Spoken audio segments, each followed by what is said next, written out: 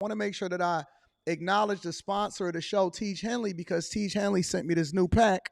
They sent me the new Tiege pack, so I just literally pulled the paper out, got it out of the mail, and I started going through it, and I got a little bit more excited than I should. You know what I'm saying? So they did send me the Tiege pack, and I don't even know what this is yet.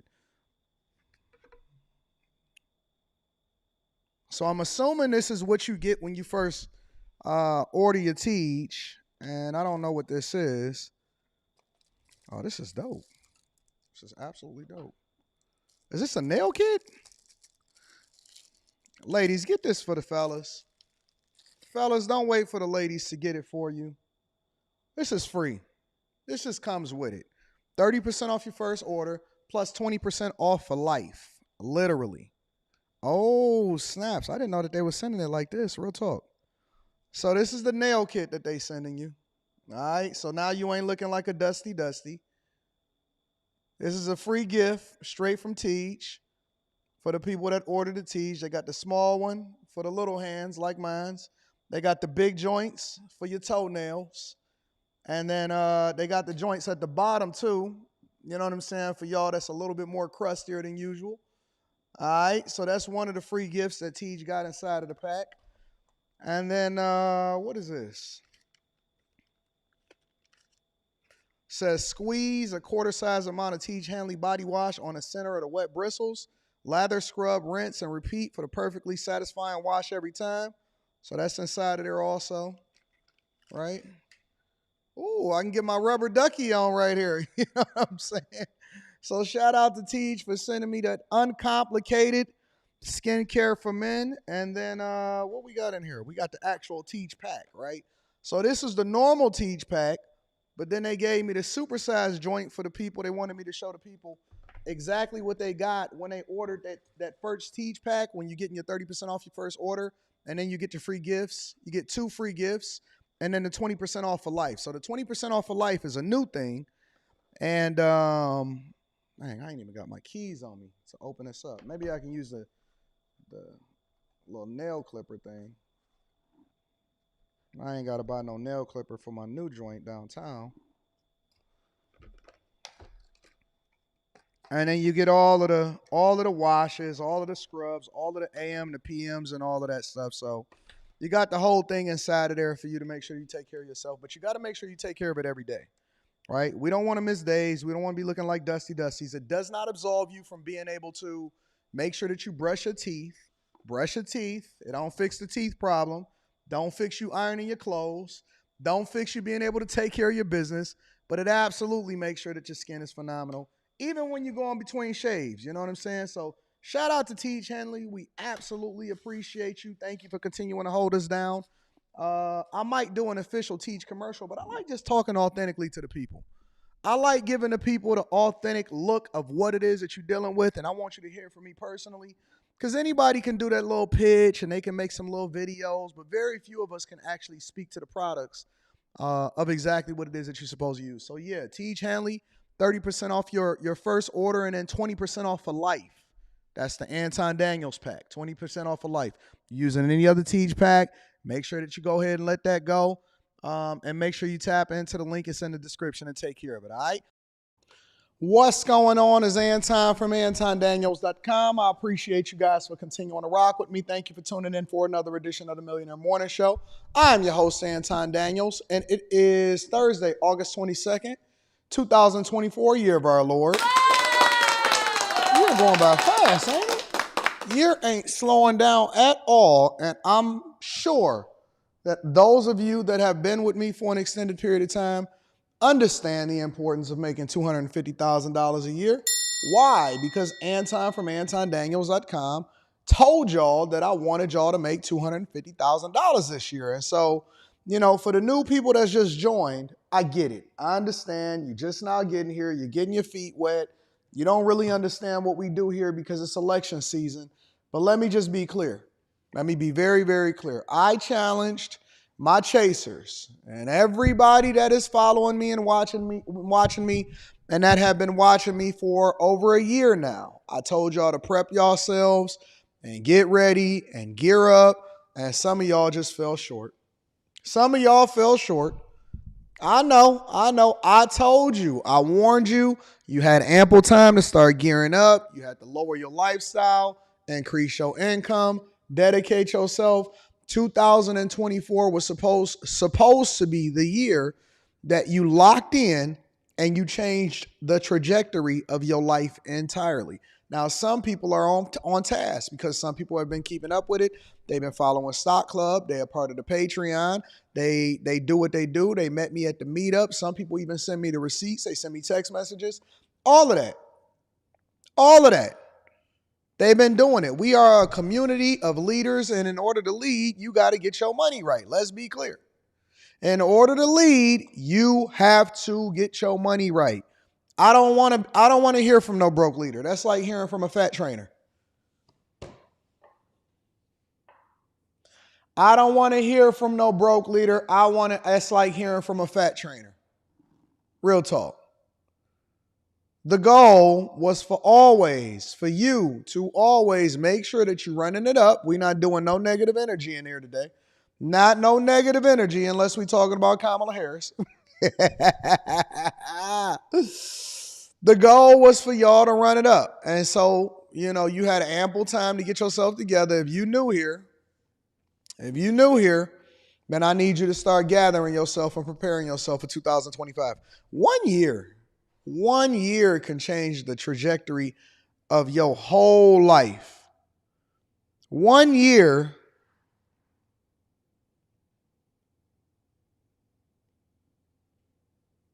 I'll make a whole video on that. I'm going to break that down. I ain't got time on the Millionaire Morning Show. 1 year can change the trajectory of your entire life. 1 year, you can change everything. You can do anything you want after that year. You buckle down and you lock in for 1 year. Everything could be different. Now, I'm not telling you you're going to be rich because it's a process. I'm not telling you that everything is going to be fixed. What's up, Jennifer? What's up, Night J? I'm not telling you that everything is going to be fixed. I'm not telling you that all of the things is going to be straight. But what I am telling you is that if you lock in and you just put all of that childish stuff away and you just get rid of all of the problems, all of the drama, you lower your lifestyle and you just truly dedicate yourself every 365 days. Just cross off one day on the calendar. Only thing I got to do is focus on just today. Cross off one day on the calendar. Only thing I got to do is focus on today.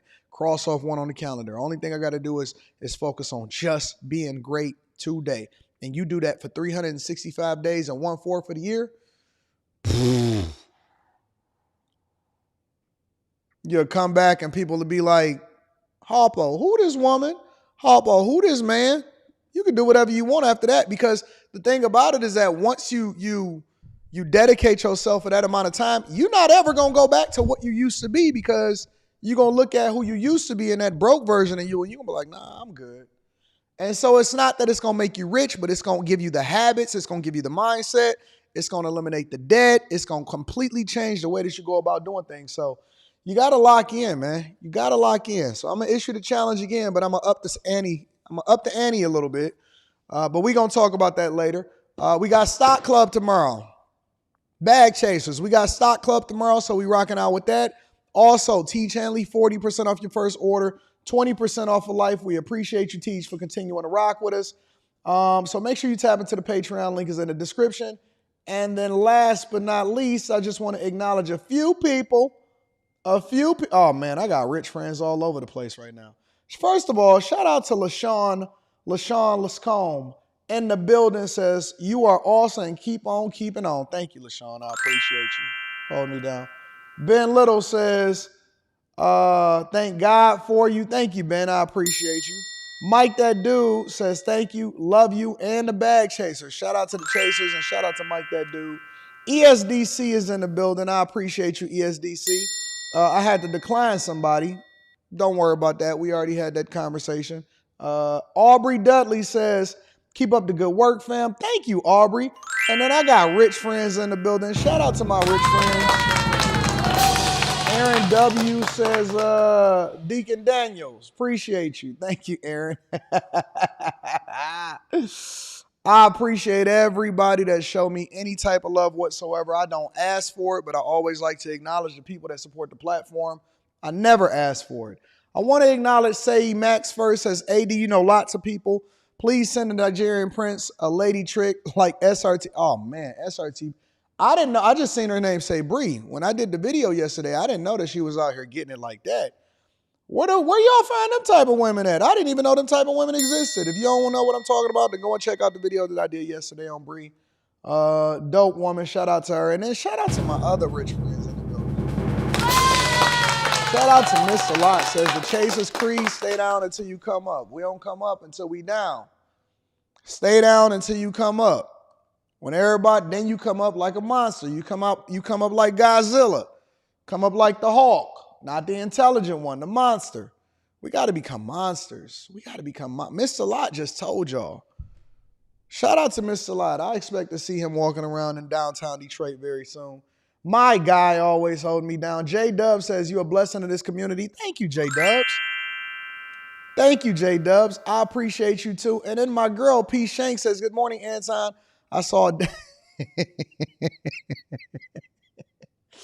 saw damaged Ultima Grill, and it looked exactly like you demonstrated on your late show.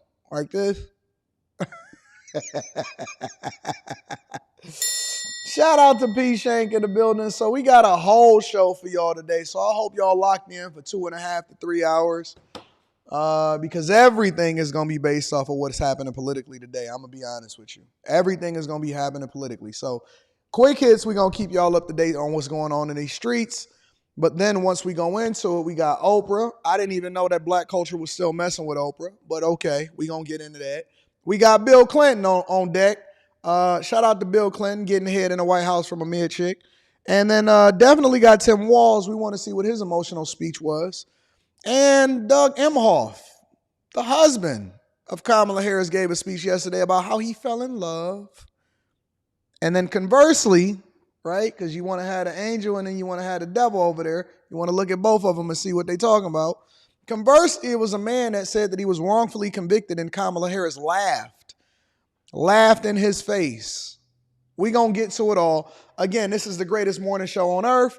I love y'all. I appreciate y'all. If you have not sent this to at least 3 of your friends, send it to Gam Gam. Gam Gam need this work. Now, Gam Gam is going to initially reject me. I'm going to tell you right now. Your friend's going to initially reject me. If you send it to a single baby mama, she may initially reject me, but she's going to come to love me because that's how it always works. They hate me at first and then they learn to love me because they realize that the thing that they love about themselves is what I'm going to bring out of them.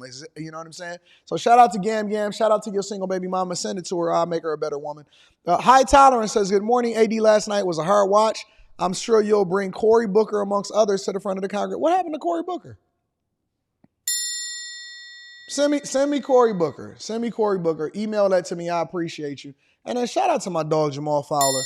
I love you, Jamal. Shout out to the Chasers. Again, make sure y'all tap into the Patreon. Link is in the description. Tiege Hanley, 40% off your first order, then 20% off for life. Let's go ahead and get popping with the show, y'all. Quick Hits is a segment of the show that we don't necessarily think that we have to dedicate an entire segment to each and every individual subject, but we definitely want to keep y'all in the loop on what's going on out in these streets, man. First things first, Ukraine is sending drone attacks to Moscow. Take a look. The war in Ukraine tonight, Russia is now reporting a major drone attack on Moscow. Ian Panel in Ukraine again tonight. Images of shock and awe in Russia. A cluster bomb attack on Putin's troops struggling to defend their own land. Powerful propaganda from Ukraine which wants to spread fear and discontent in Russia. Overnight, Ukraine launching at least 45 drones, nearly a dozen aimed at the Russian capital. All were reportedly intercepted. Thousands of Ukrainian troops have poured into Russia, and among them, an American fighter. What's the resistance like from the Russians? Did you see any Russians? I saw zero. These images will likely outrage the Kremlin. Tonight, in an exclusive interview, we meet the US Air Force veteran who's just returned from the battlefield inside Russia. This has caught everybody by surprise. Clearly, many of the Ukrainians by surprise as well. We've verified his identity and these images he says he took inside Russia, but aren't naming him over his concerns he could face retaliation.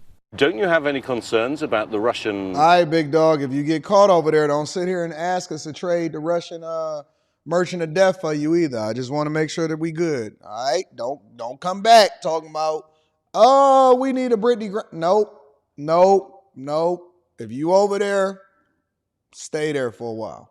Reaction to you going in, other Americans crossing over the border? They may not like it, but we didn't start this. We're simply helping people, freedom-loving people, against, totalitarian regime. The US veteran says he went across the border to advise a sniper team and thinks Russia is a spent force. There's no spirit, there's no courage left. They don't understand what's happening. They feel betrayed by their leaders, and I think they just realize the game is up. So, drone attacks, all of this is being sponsored by United States of America and European countries and things like that. And they're saying that Russia is absolutely emasculated as a result of it. I will be keeping my eye on what's going on. It's crazy. It's absolutely insane to even pay attention to this. I'm going to be reading that super chat shortly. Thank you. In other news, a man, his girlfriend, and her 3 children was killed by a young drunk driver. Check it out. Family members tell us a mother, her 3 young children, and her boyfriend were killed by an alleged drunk driver on I-35 in Fort Worth this week. It's 10 o'clock. I'm Clarice Tinsley. Willie Gunn and Amber Hopewell were identified as 2 of the victims in this week's crash. Her children, ages 2, 4, and 9, are believed to have been with them. Fort Worth police say a drunk driver, a 19-year-old in a Camaro, crashed into the car they were in, setting it on fire. Fox Source Peyton Yeager spoke to family members and joins us live from outside the Tarrant County Jail. Peyton. Clarice, and Willie Gunn's family tells me this 19-year-old's decision shattered multiple families. They are still trying to comprehend this loss and still have so many questions. They realized something was terribly wrong Monday morning when Willie Gunn did not come home. I miss my uncle so much. Yeah, it's just too much. Francesca Gunn is now forced to rely on memories. She wasn't able to stop by Sunday to see her uncle at a family gathering. And that just really hurt me because everybody else seen him and got to, be with him, but I didn't. Just before 1 a.m. on Monday, family members tell Fox 4 Willie Lee Gunn, his girlfriend Amber Hopewell, and Hopewell's 3 children were all killed by an alleged drunk driver. Fort Worth police say 19-year-old Eduardo Gonzalez was driving drunk at a high rate of speed on... Look, hey, he ain't got nothing but a couple scratches on him. Got a scratch over his eye, scratch on his left cheek or his right cheek. A couple bruises on the top of his head, seeing clearly, walking away every single time. Every single time. The person that's going at the high rate of speed absolutely destroys lives. All 3 children, gone. Woman, gone. Man, gone. Everybody that was over there, gone. He walk away unscathed. Just get up and just walk right away. No problems whatsoever. It's insane. Every single time. Every time it happens. Man, y'all, man, listen, man, be careful, bro. You just live every day like it's your last. You could be going to a family gathering with your people, and the next thing you know, Eduardo over here at 19 years old driving in a Camaro and drunk at the same time. These are 4,000-pound missiles, 5,000-pound missiles that y'all driving. That's all they are. They're missiles. It's internal combustion engine, fire, gas, steel, aluminum, carbon fiber, missiles going straight down the street, and you got somebody that is inebriated is driving right into your family and you never even knew it. I see people coming down the freeway a lot of times, they be going 150 in the daytime with massive traffic, just weaving out.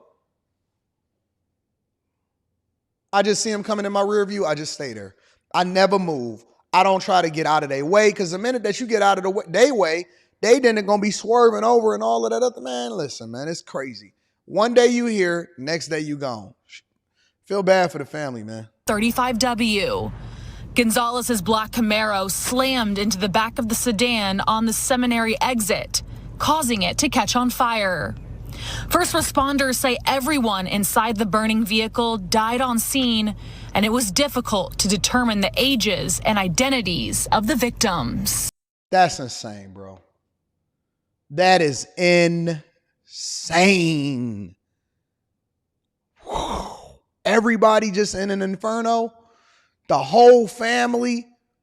He driving, she in the passenger seat, and all three kids is just on fire in the back, and they just didn't know. They just was driving down the street. Next thing you know, everybody on fire, burning to death. That's a miserable, miserable way to go out. And if you gonna sit here and tell me that it's not real demons and devils on this earth, I don't believe you. I don't believe you. So again, feel very bad for the family. Pray for the family. But I got to tell y'all what's going on in these streets so that y'all can be aware of what's happening. And then last but not least, maybe this will cheer y'all up a little bit before we get to Oprah's speech. A crazy woman goes on a violent rampage in Gardenia. Check it out.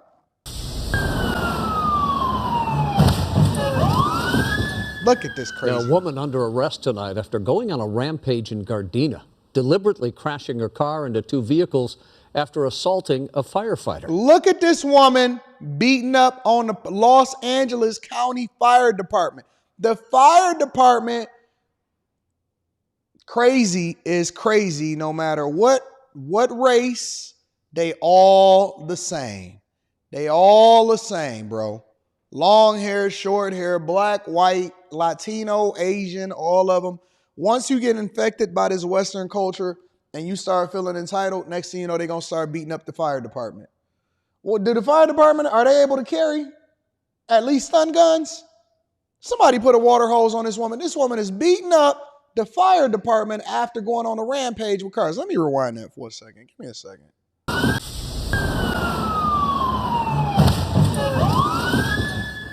A woman under arrest tonight after going on a rampage in Gardena, deliberately crashing her car into two vehicles after assaulting a firefighter.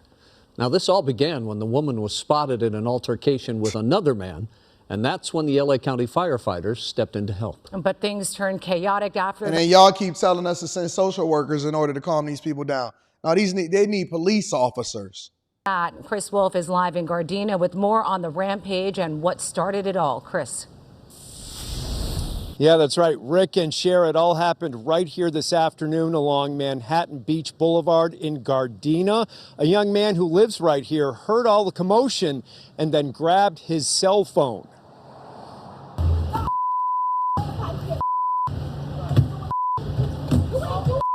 Caught on camera. A bizarre and explosive scene erupts along Manhattan Beach Boulevard in Gardena Wednesday afternoon.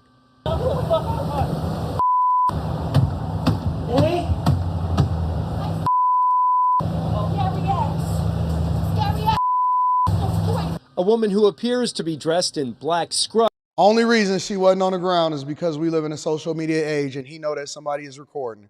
Because that chick would have been tackled just like a fullback. She would have been, and then next thing you know, the fire department is getting sued. And they saying, oh my God, look how overly aggressive the fire department is. Scrubs is yelling at an LA County firefighter. She seems outraged and physically attacks him, slapping the public safety professional and at times throwing punches. The LA County Fire Department says personnel arrived on scene shortly after 12 p.m. to answer a call about some sort of traffic collision. Another one was about to happen, but we'll get to that in a moment. Frank Rojas is the young man who lives on the street and who recorded all the wild action. And then I just hear like chaos ensue from indoors, and that's when I see this woman who parks her car on the street, like not even on a designated area, just middle of the lane, like right there on the lane, gets off her car and starts arguing with, I guess was a fire officer.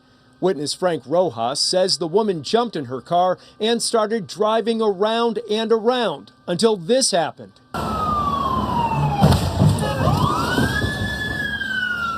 Gardena police say the woman slammed her car into an undercover police vehicle and the LA County Fire SUV.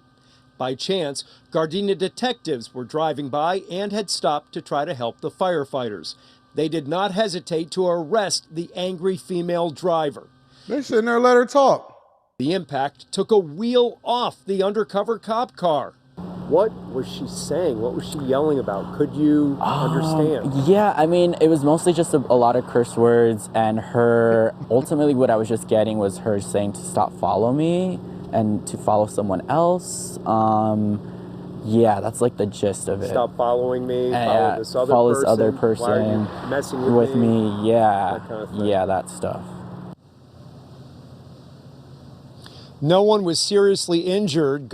Y'all better get control of y'all baby mamas. Ladies and gentlemen, that's Quick Hits. All right, let me read some of these super chats, and then we're going to go ahead and get into the thick of things because we got to get into this Democratic National Convention as promised. First, I'm going to come back to you, Project Killer. Spider Clamp in the building says, for the record, I didn't join the Bag Chasers because you talked about giving away a car. How you know about talking? Y'all must be following me on X. Nope. I'm thinking about it. Trying to retire early, and you going to help me do that. So what he's talking about, if y'all not following me on all of my social media platforms, it said is right here. Follow me on Instagram, TikTok, and X. You never know what I'm going to say on what platform. I never even mentioned it here on the Millionaire Morning Show, but I'm thinking about it. I'm thinking about giving away a Tesla or something like that for Christmas. There's somebody in the Bag Chasers, you know. I don't know. It was just an intrusive thought. I went on Tesla's website yesterday, and I was like, you know what? Maybe I'll just give away a whole car, or I'll do cash or a car or something like that. I don't know. We'll see. Shout out to Spider Clamp. I appreciate y'all. Make sure y'all type in the stock club so y'all don't have to worry about whether or not you get given a car. Because Sean Turner says they tried to take him off the ballot, then prison, then assassination attempt. The next move, get rid of Trump, is another pandemic or world war. Shout out to Kashawn Turner. I appreciate you. High Tolerance says, not saying dude was, but how many of those illegals have insurance? These illegals have insurance. Way too many tore up cars, old and new out here on the road. I mean, it don't even matter because he killed them. You know what I'm saying? He was a drunk driver. Mr. Joe says, good morning, AD. Only the fire marshal was armed. Shout out to Mr. Joe. I appreciate you. Chase Barnes, happy Thursday. AD and Peeps, here's a nice nugget. Did you know the Democrats have controlled the White House for 12 of the last 16 years, and somehow it's all Trump's fault? Yeah, Trump's fault that they was doing well, and now it's all bad. A.R. Smitty says, tuned into the DNC the past 2 nights through the Associated Press YouTube live stream. Judging by how critical the 23.7K in the chat were, not sure where all of this Harris support is coming from. A lot of Trump love. We gonna find out on election day, that's for sure. Jay Hunter Lee says, brother AD, in other news, another council member caught up in bribes just sent you the email. Thank you, my friend. I'm gonna check that out. And then another one of my rich friends is in the building. Shout out to Project Kill Jr. says, thank you, AD. I was one of the ones that did not like you at the start. After watching more and learning, I have joined and am now a member of the Chasers. Make sure y'all tap into the Patreon. The link is in the description as well as pinned to the top of the chat. And make sure that when you get there, tap into the Discord. The link to the Discord is in the description of any of the most recent videos inside of the Patreon, all right? But yeah, I don't know about the car. I don't know. I don't know what I would do. I don't know how I would give it away. I don't know if it would go. I don't know. I don't know. I just don't know what I would do. So yeah, man, stay following me. I'm gonna see what I'm gonna do. It's just a thought. It's just a thought. So we'll see what happens. Shout out to Project. I appreciate you. Couple more super chats. Gotta bring Cash Doll to the front of the congregation. I'm not gonna do it. I'm not gonna do it. I'm not. A lot of people keep asking me, Anton, are you gonna react to the Cash Doll situation? Anton, are you gonna react to the Cash Doll situation? No, I'm not. Why am I not reacting to the? Y'all want me to be absolutely honest? I'll be absolutely honest before we get into. I'm gonna be real. I'll be real. Anton, why have you not spoken on, reacted to? Because you always react to everything that's going on. Because I'm from Detroit. And it's not just because, well, it is because I'm from Detroit, but it's not only because I'm from Detroit.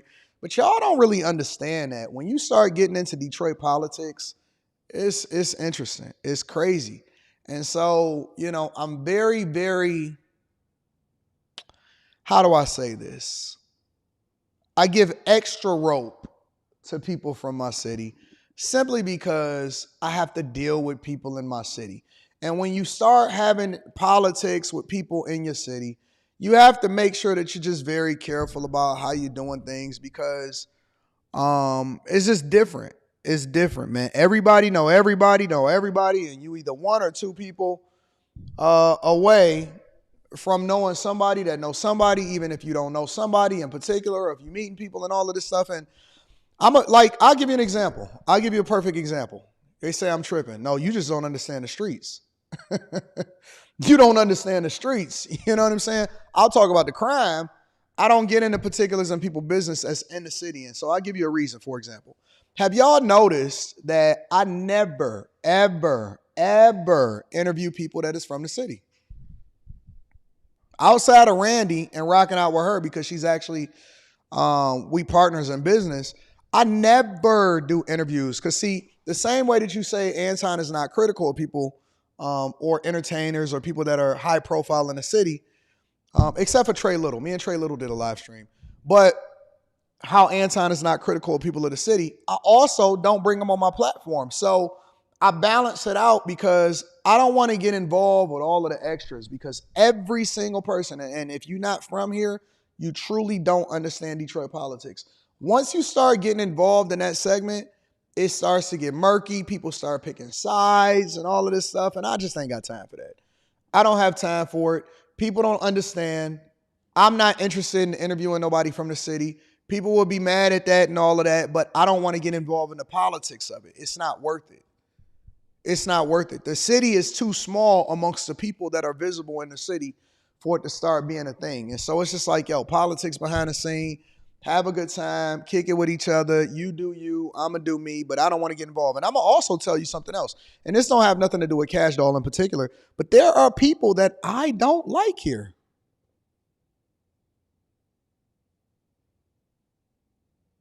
What the hell is going on? Let me see something real quick. Give me a second. There are people that I don't like here. Real talk. And so because there are people that I don't like here, I don't like saying that out loud. And I just kind of keep it on the low. You know what I'm saying? And so, you know, it's a thing. It's a real thing out here in these streets. What the heck is going on?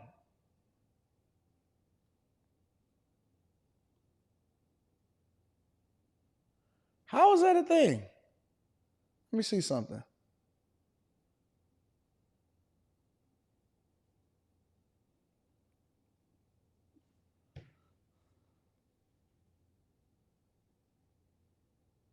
Give me a second. Let me just see something.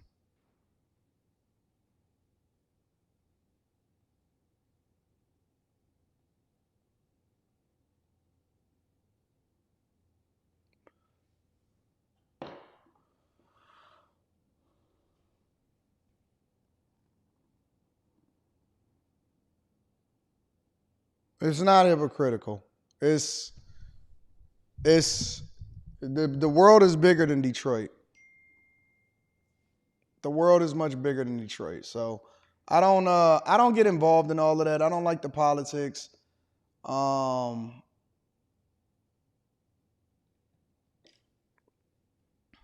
Give me a second.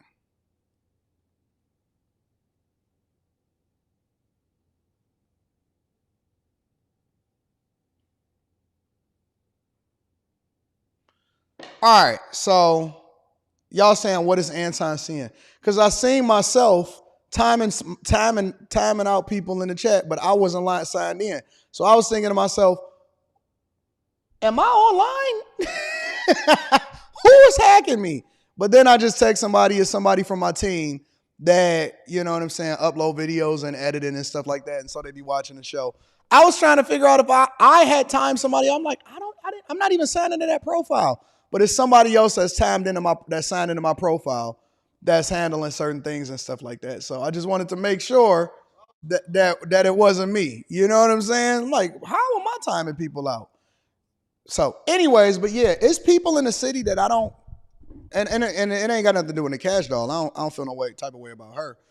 But it's people in the city that I genuinely don't like, but I don't announce that. You know what I'm saying? Because just because I don't care for them, don't mean that they shouldn't be able to move. And I don't want to use my platform to, you know what I'm saying, tear nobody down. Get your money, do your thing. Just because I don't like you on some personal stuff. And it's some people in the city that I don't like that they don't know that I don't like them. It's some people in the city that I don't like, but they don't even know that I don't like them because they don't know what they did. They don't know who they tied to and what they did, and there's some certain things that they moving like, and I'm talking about some very, very, very prominent people.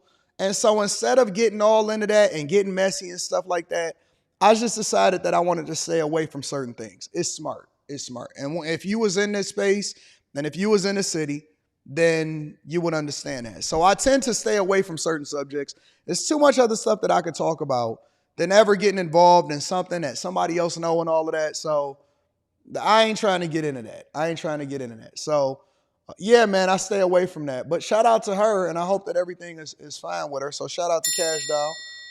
Also says Stock Club is tomorrow. Yep, Stock Club is tomorrow right after the show.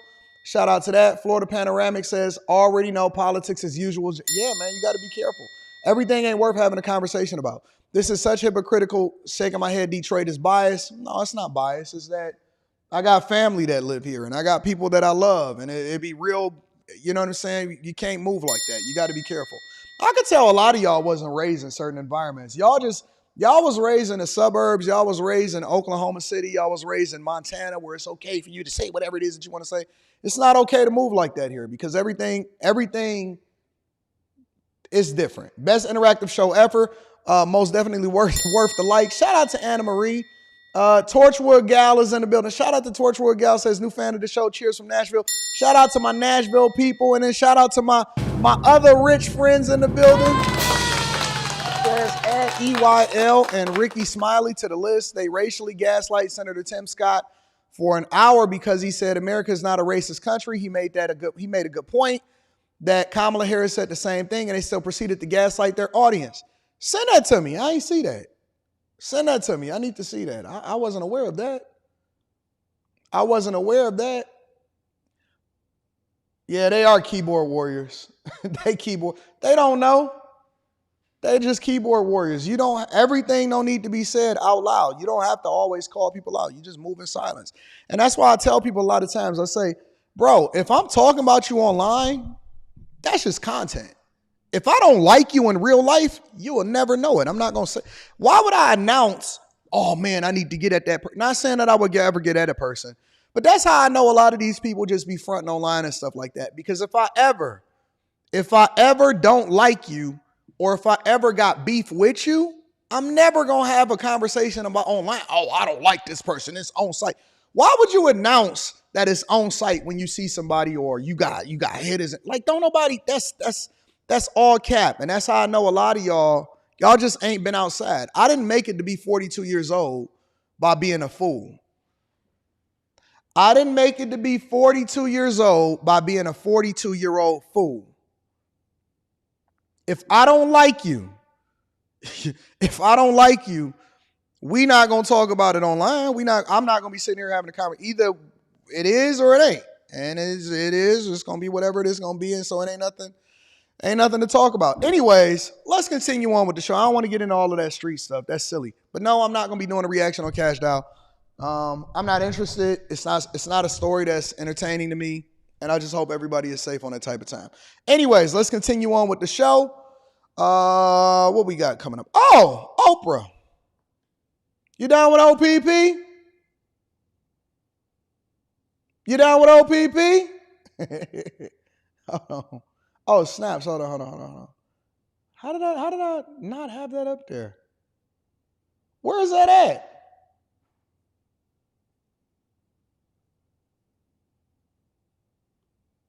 Where is it right there?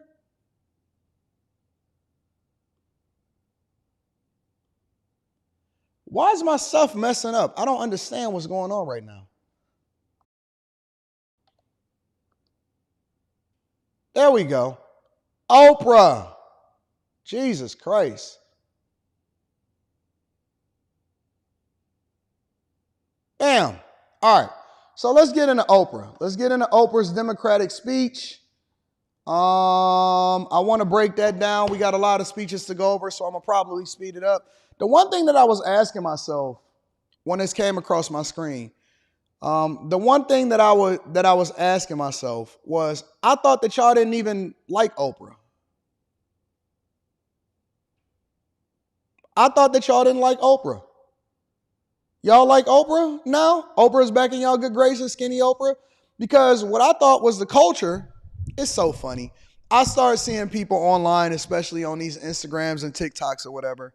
And I woke up this morning to try to understand what the sentiment, what the general idea of what people was feeling about Oprah's speech at the Democratic National Convention. And I guess she back in y'all good graces, because just a few months ago, y'all was hating her because Taraji P. Henson was throwing her under the bus. Y'all said that Oprah was a part of the establishment and she was part of the elites and y'all didn't like her. And you didn't like the fact that she pitted black people against each other with her movies and her talk show. And you was mad at her over in Hawaii and all of this stuff. Now, oh my God, she gave a great speech. She really went at J.D. Vance with the cat lady's comments. I said, all right. This is why I don't trust people. Honest to God, this is why I don't trust people. Because when I was like, hey man, y'all not being objective, Oprah ain't got nothing to do with the forest fires over there. She just an entrepreneur, she a capitalist, just like everybody else. Oh my God, I can't believe, Anton, you defending Oprah. No, I'm just objective, and I think you need to stop running in the victim Olympics, and so it is what it is. Oprah ain't got nothing to do with Taraji P. Henson crashing out. I don't care about Oprah. I don't necessarily rock with her, but I got to be objective in saying that she cool. Oh man, Anton, I can't believe you need to go against Oprah. No, I'm not gonna go against nobody. I'm gonna do what I want to do when I want to do it. Now she give a speech in favor of Kamala Harris, and now y'all are, man, Oprah is great. Y'all so fake, so hypocritical, so whack. I'm not going for it. Now y'all rocking with skinny Oprah. You didn't even like her when you don't even like her when she was skinny just a few months ago. You liked her when she was fat Oprah. Your mama liked her, your grandmama liked her, and now she gave a speech at the Democratic National Convention. Let's get into this speech, man. Let's watch Oprah Winfrey. Look at all of the applauses. She did lose weight, though.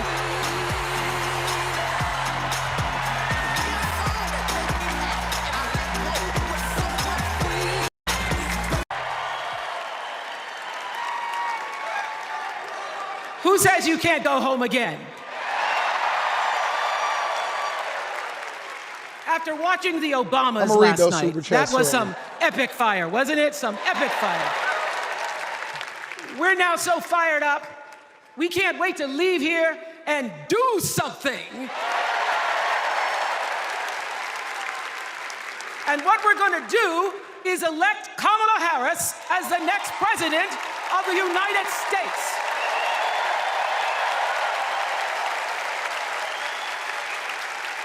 I am so honored to have been asked to speak on tonight's theme about what matters most to me, to you, and all of us Americans: freedom. There are people who want you to see our country as a nation of us against them, people who want to scare you, who want to rule you, people who have you believe that books are dangerous and assault rifles are safe. That there's a white... Yeah, I'm going to be honest with you.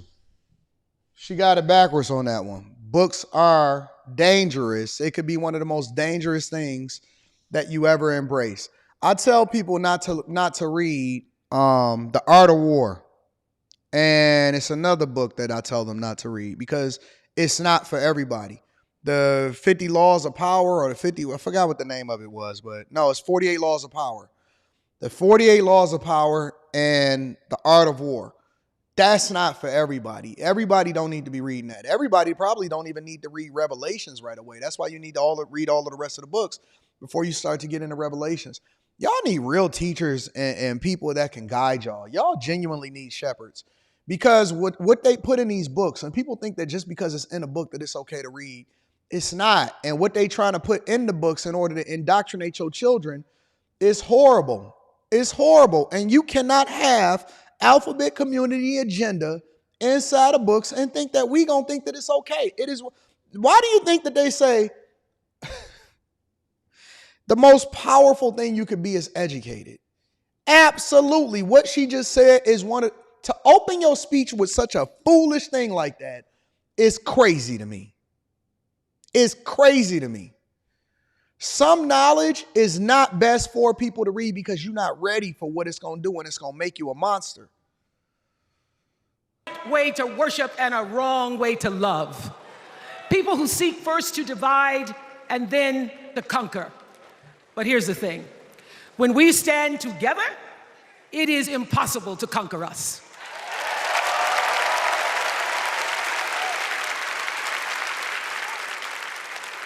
In the words of an extraordinary American, the late Congressman John Lewis, he said, no matter what ship our ancestors arrived on, we are all in the same boat now. Congressman Lewis knew very well how far this country has come because he was one of the brilliant Americans who helped to get us where we are. But he also knew that the work is not done. The work will never be done because freedom isn't free. America is an ongoing project. It requires commitment. It requires being open to the hard work and the heart work of democracy. And every now and then, it requires standing up to life's bullies. I know this. I've lived in Mississippi, in Tennessee, in Wisconsin, Maryland, Indiana, Florida, Hawaii. Look at the wristband. They didn't took what. I bet you that none of these people. It's so funny. Everybody want to say read this and read that. Read the Bible first. Read the Bible. Understand what you're getting yourself into before you do it. If you read the Bible, you'll know what that rainbow is really supposed to mean. It's not supposed to mean what y'all perverted it to mean. Colorado, California, and California. And sweet home Chicago, Illinois.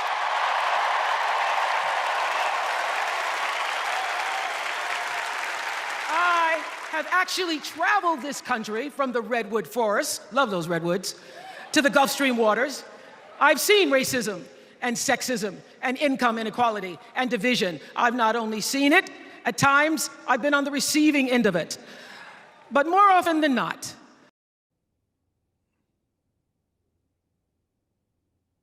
literally considered the richest black woman in the United States of America, and y'all resonate with this girl sitting there trying to get y'all to run in the Victim Olympics to vote based off of identity politics. They couldn't get themselves a Michaela Montgomery. They got them a heavy hitter, a Oprah. Y'all didn't even turn out to go and see The Color Purple, the new one. Y'all didn't even come out to see it. Come on, stop, bro, stop. How you gonna complain about racism in a country and being divided in a country where you're literally controlling people's paychecks? You have risen to be one of the richest Americans in the United States of America, but we still talking about boats?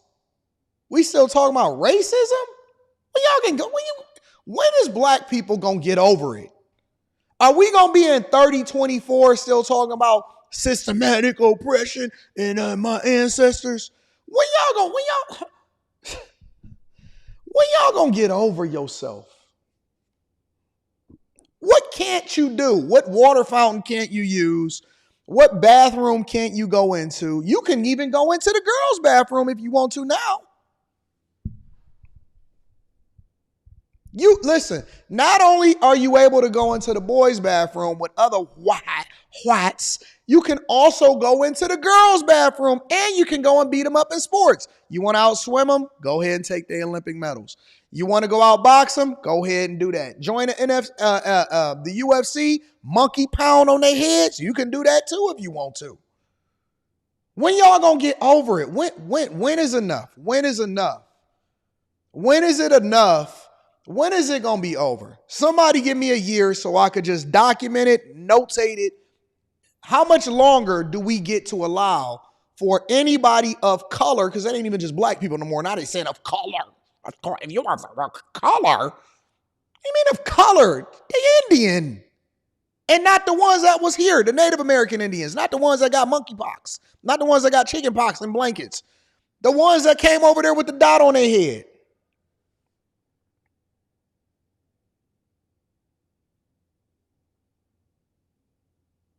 Asians. Oh, Asians are people of color too. They was on the slaves. When? How much longer? How much longer do you get to run in the Victim Olympics to make sure that I can know it, so we can't just keep having this conversation and you keep telling me about how you oppressed, even though you had 3 kids out of wedlocks with 2 baby daddies? Oh, Jesus Christ. Even the real Indians, the Native Americans, was like, hey, y'all just, it was really our land.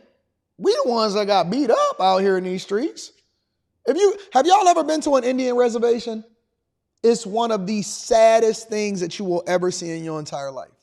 Well, at least the Indians got some land designated to them and they own casinos.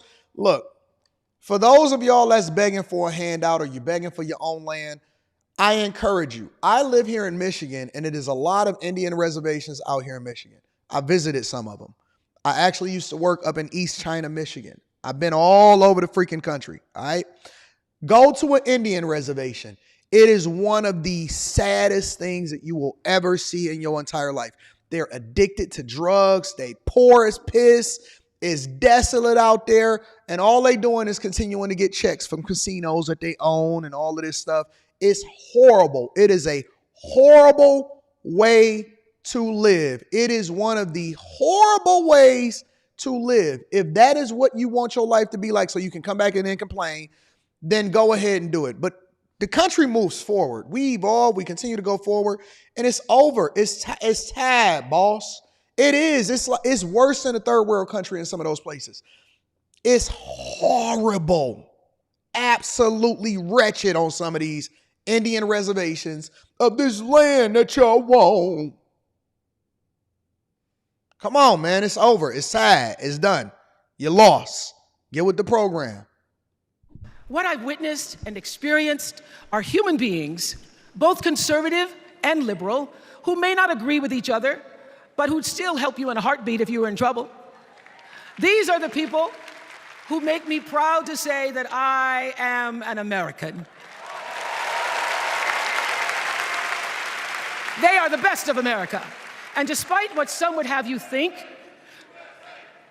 we are not so different from our neighbors.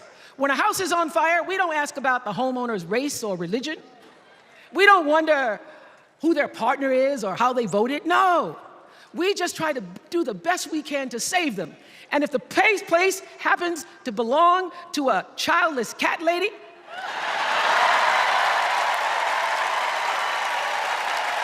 that was her. If you ever want to get a cheer in the community, all you got to do is try to tell a joke based off of a joke that somebody else said. That's the thing. JD Vance, childless cat lady, cool. Gotcha, Oprah. Well, we try to get that cat out too.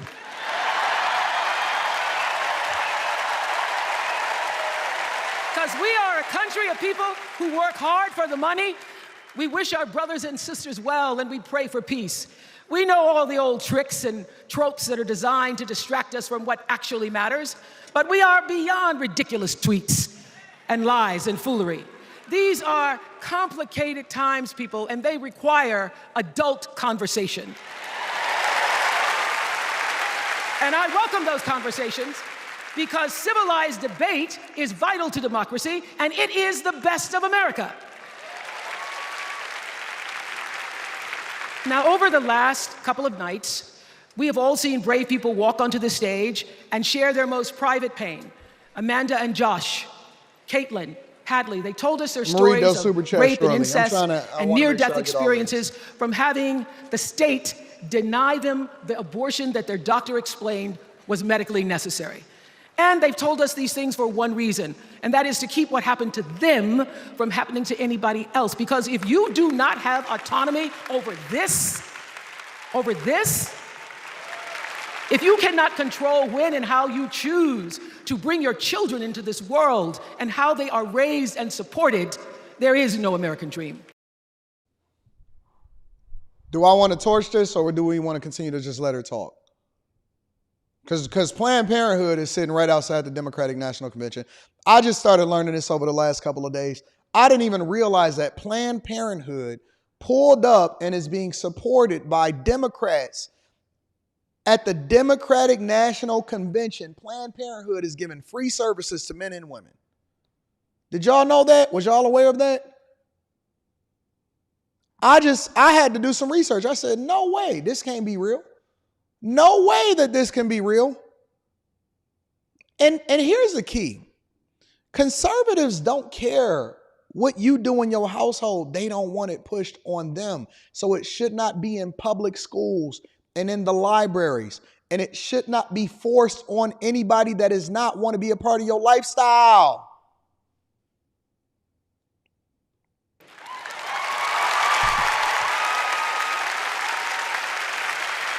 The women and men who are battling to keep us from going back to a time of desperation and shame and stone cold fear, they are the new freedom fighters. And make no mistake, they are the best of America. That is the most disrespectful thing that I've ever heard towards freedom fighters. Do you know what?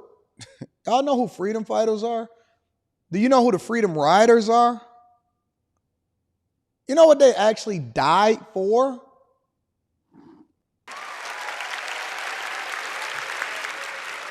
I want to talk now about somebody who's not with us tonight. Tessie Prevost Williams was born in New Orleans. I'll be glad when somebody at the Democratic National Convention mentions Laken Riley.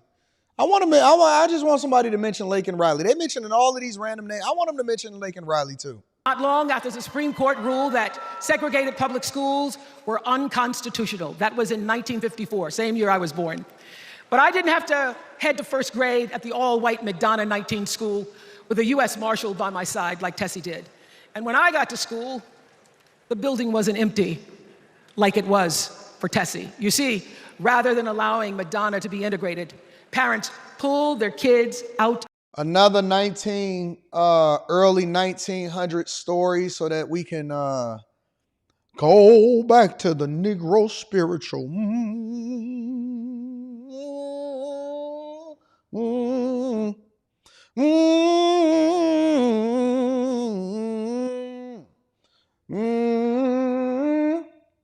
Amen.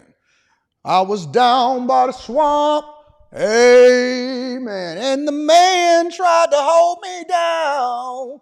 Amen. They tried to segregate us. Another Negro spiritual. And the man, and they tried to water hose us. March.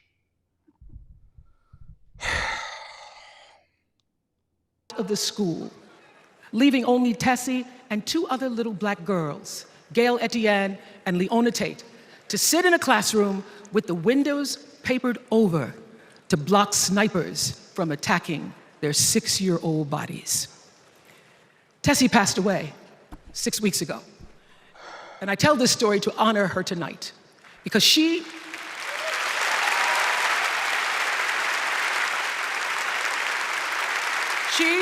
like Ruby Bridges. More racism. No policy, just racism. And her friends, Leona and Gail. The New Orleans Four, they were called. They broke barriers, and they paid dearly for it. But it was the grace and guts and courage of women like Tessie Prevost Williams that paved the way for another young girl who 9 years later became part of the second class to integrate the public schools in Berkeley, California.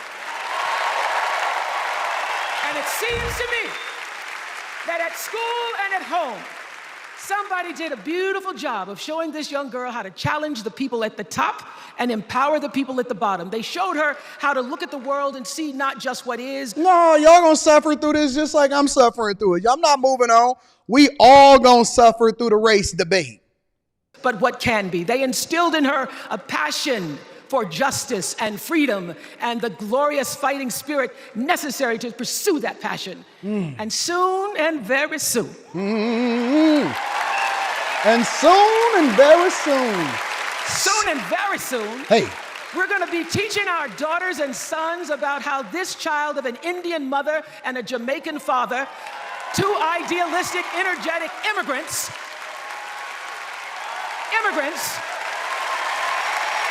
how this child grew up to become the 47th president of the United States.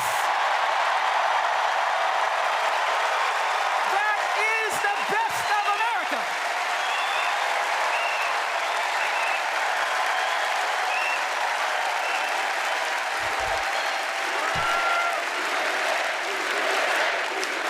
You know, let me tell you this.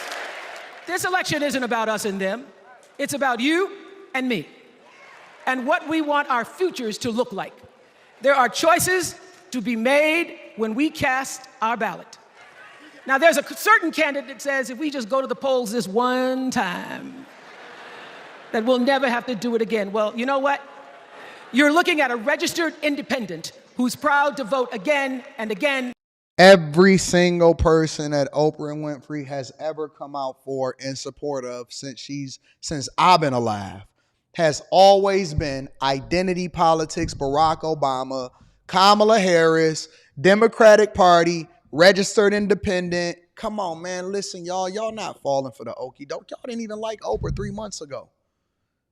Y'all was sitting here killing. Y'all went at her and didn't say nothing to The Rock. Y'all just didn't like Oprah because of what happened in Hawaii. Just a year ago, we was having a conversation, less than a year ago, about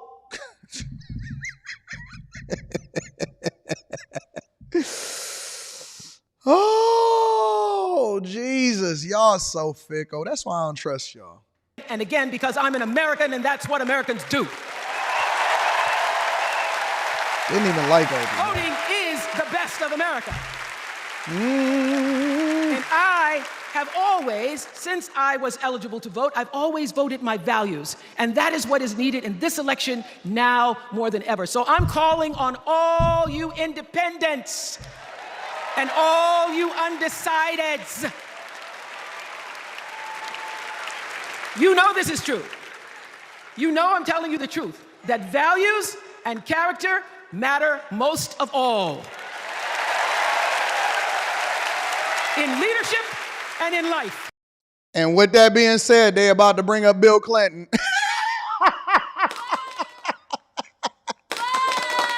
Hey, listen, character and value is the thing that we standing on as a Democratic Party. And after Oprah speak, we're going to bring up Bill Clinton. Don't worry. Listen, right here, you see it at the bottom? Up next is Bill Clinton's speech.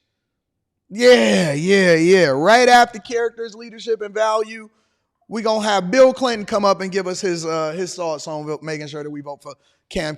I heard that he even pronounced her name wrong. He don't even know who she is. We're going to get there. And more than anything, you know this is true. The decency and respect are on the ballot in 2024.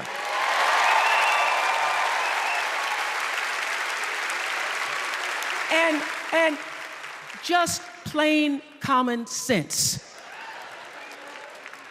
Common sense tells you that Kamala Harris and Tim Walz can give us decency and respect. They're the ones that give it to us. So, we are Americans. We are Americans. Let us choose loyalty to the Constitution over loyalty to any individual. Because that's the best of America.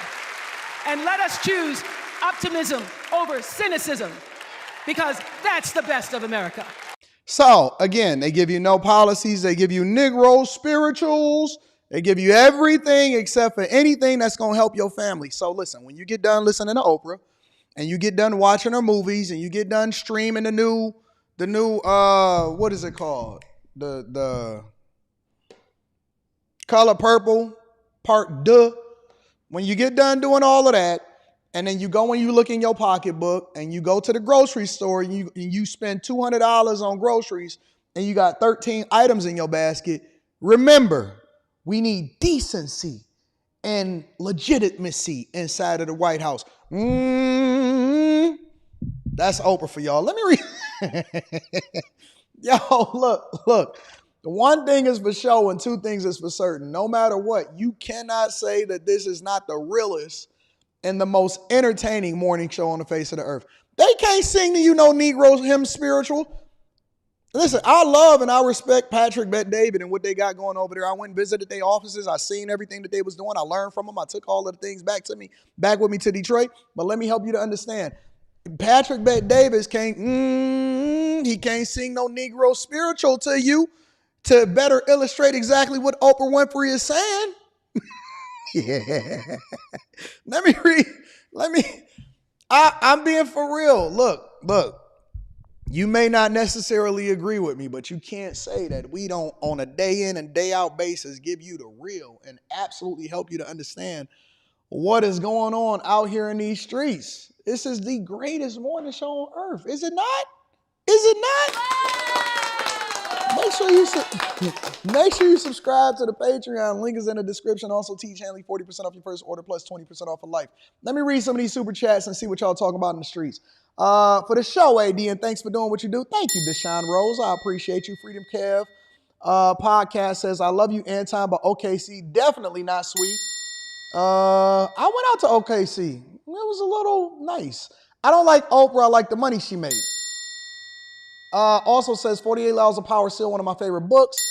Be careful with that, man. It's not for everybody. Isaiah Elliott says, in the great words of great Detroit spinner, democracy, why do you use me? Try to confuse me. How can you stand to be so cruel? Purple Haze in the building says, what's the best version of the Bible to read? I read the King James Version. That's the version that I rock with. Turtle says, Oprah is flexing on his heart, talking about, I've lived in here and there, but people gonna cheer on. Facts. She was just basically stunting on y'all.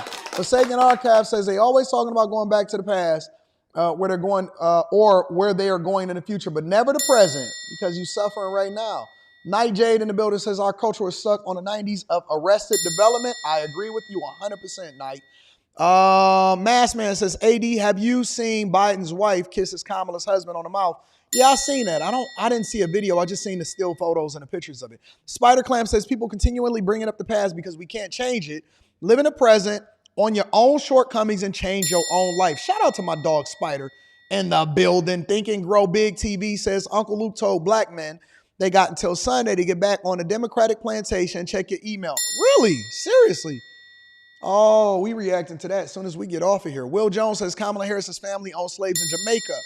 Easy Money is in the building, says Biden has been in office 12 of the 16 years. Wake up. That's crazy. My dog Brian just hit me with that. Shout out to my dog Brian McKnight. Plan Negro Hood. Shout out to the Right Insight in the building. AR Smitty is up, said abortions on a party bus can only be the devil's work. They came up on the rough side of the mountain. On the rough side of the mountain.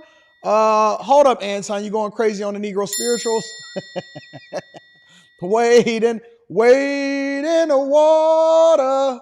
Shout out to you. I appreciate you. De Negro says, I went Republican because the Democrats are allowing migrants to come over here and paying them thousands of dollars of my tax money while they terrorize American people, and I refuse to support this. Lamar H in the building says, what up, Anton? Are the delusional people going to realize the reparations they keep demanding is being given to the migrants right in their faces? Patricia, shout out to Patricia for hooking me up with the super sticker. I appreciate you. Turtle, my dog Turtle in the building says, let me give Turtle a round of applause. Planned Parenthood was founded by Margaret S. Anger, a racist eugenist who wants to lower the black population.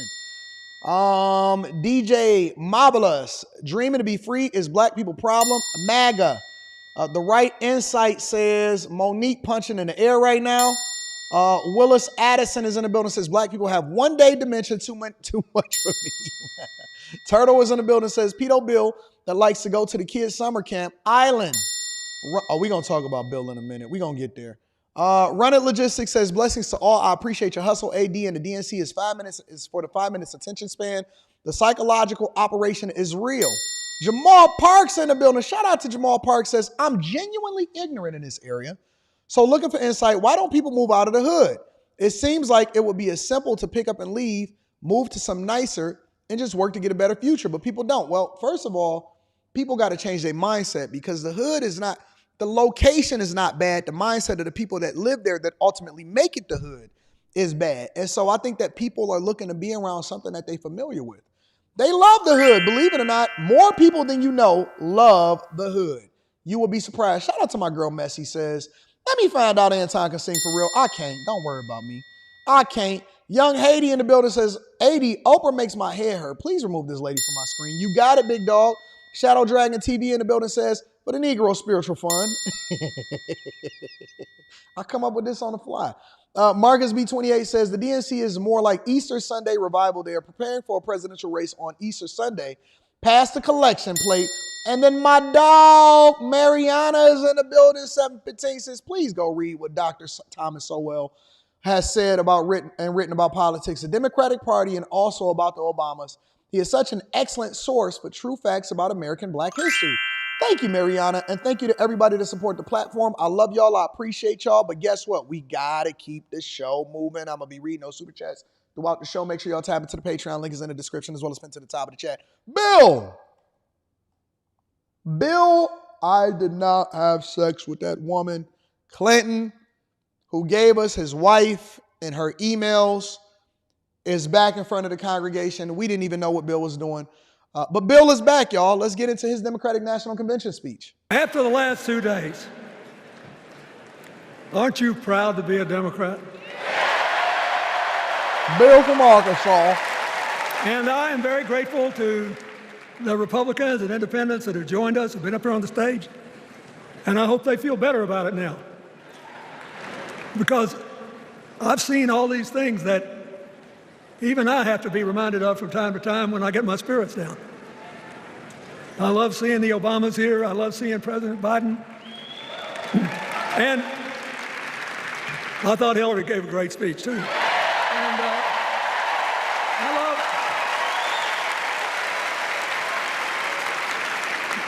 I love seeing all these young leaders. A bunch of them are coming up after me. They look better, they sound better, and they'll be exciting.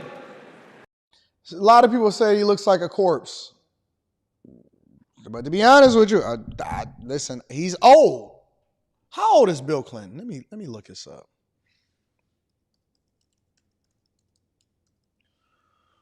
Bill, do y'all know, would you happen to know that Bill Clinton is 78 years old? 78 years old. And he actually looks, I mean, he's more vibrant than Biden. He's younger than Biden, but he's more vibrant than Biden. Trump is more vibrant than all of them. I do want to say one word about President Biden. Remember, he had an improbable turn that made him president. Are these people sick? Just curious. Listen, y'all. Why can't these people read from the teleprompter properly now? Sorry, I don't understand. I don't understand either, Siri. I don't understand either. Why can't these people properly read from the teleprompter? These are former presidents. Are they just aged out that much, or are they that disconnected to where they don't even know how to read from the teleprompter correctly? These people sounding crazy up here. And we were in the middle of a pandemic and an economic crash. Cap. He healed our sick and put the rest of us back to work. And he strengthened our alliances for peace and security. He stood up for Ukraine. He's trying desperately to get a ceasefire in the Middle East. And then he did something that's really hard for a politician to do. He voluntarily gave up political power. And it was forced out. He didn't voluntarily give it out. George Washington knew that, and he did it. And he set the standard for us serving 2 terms before it was mandatory. It helped his legacy. and it will enhance Joe Biden's legacy. And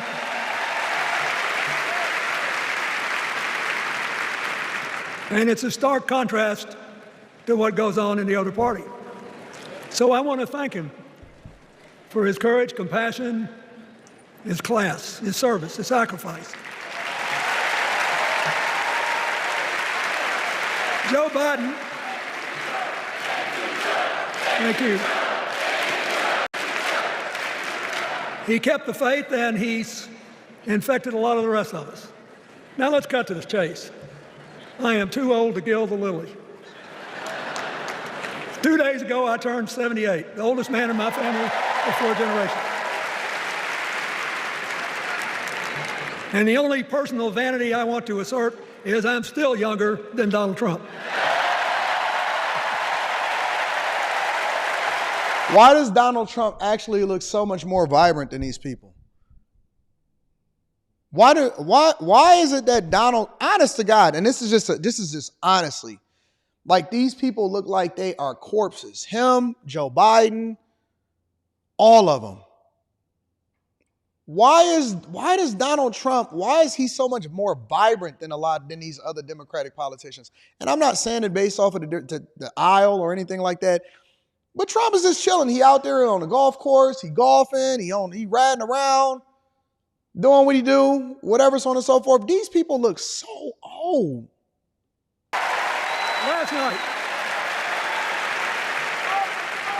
Last night, in what I thought was a very moving series of episodes, we nominated Kamala Harris and Tim Walz. And just think about that. 2 leaders with all-American but still improbable life stories. It could only happen here. Their careers, after all, started in community courtrooms and classrooms. 2 leaders who spent a lifetime getting the good job done. Now, one of the things that I've noticed over my increasingly long life is that a presidential election is unique in several ways. First of all, it's the greatest job interview for the greatest job in the world. Secondly, the Constitution says we, the people, get to do the hiring. And the third thing is, I bet you how they tried to fix us from not even being able to vote for President Trump in the first place. I bet you he would have something to say about that. They tried to jail him and influence the election. Election interference is absolutely real. That every 4 years, we get to change the requirements for the job. So here's what I'm thinking, because I try to apply this in every election. Will this president take us backward or forward? Will this president give our kids a brighter future? Depends. Will this president bring us together or tear us apart? Will the president increase the peace, security, and stability and freedom that we enjoy and extend it to others as we can? We, the people, we have to make a decision about these kind of questions. And every 4 years, it's a little different because the people come at the candidates, and they say, as they're saying now, here are our problems, solve them. Here are our opportunities, seize them.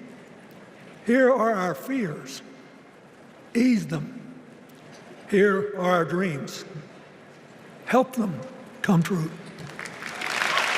He definitely didn't write that speech. He didn't even know where the period and the comma was. That's honest to God truth. He didn't write that speech. He didn't even read the speech before he started talking about it. A president can answer that call by saying, I'll do my part, but you have to help me. We have to work together. Or you can dodge what needs to be done by dividing, distracting, and diverting us. So in 2024, we got a pretty clear choice, it seems to me.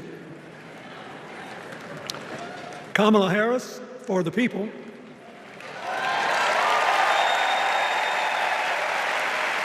and the other guy who's proved even more than the first go around, that he's about me, myself, and I. I know which one I like better for our country. Kamala Harris will work to solve our problems, seize our opportunities, ease our fears, and make sure every single American, however they vote, has a chance to chase their dreams. You know, when she was young, she worked at McDonald's. And she greeted every person with that 1,000-watt smile and said, "How can I help you?" Now she's at the pinnacle of power, and she's still asking, "How can I help you?"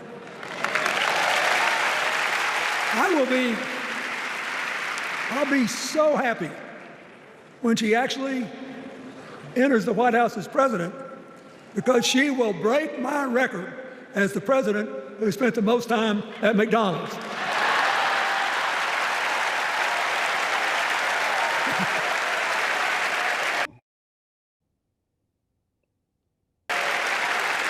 Now, but we got an election to win. And remember, we've got a guy that's pretty good at what he does. Donald Trump has been a paragon of consistency. He's still dividing, he's still blaming, he's still belittling other people. He creates chaos, and then he sort of curates it. You want to know what chaos looks like? Because I'm trying to allow for these people to say as much as they're saying, and then I want to jump in and give my insight. Do you know what chaos looks like? Chaos looks like the same thing that they tried to go at Donald Trump about.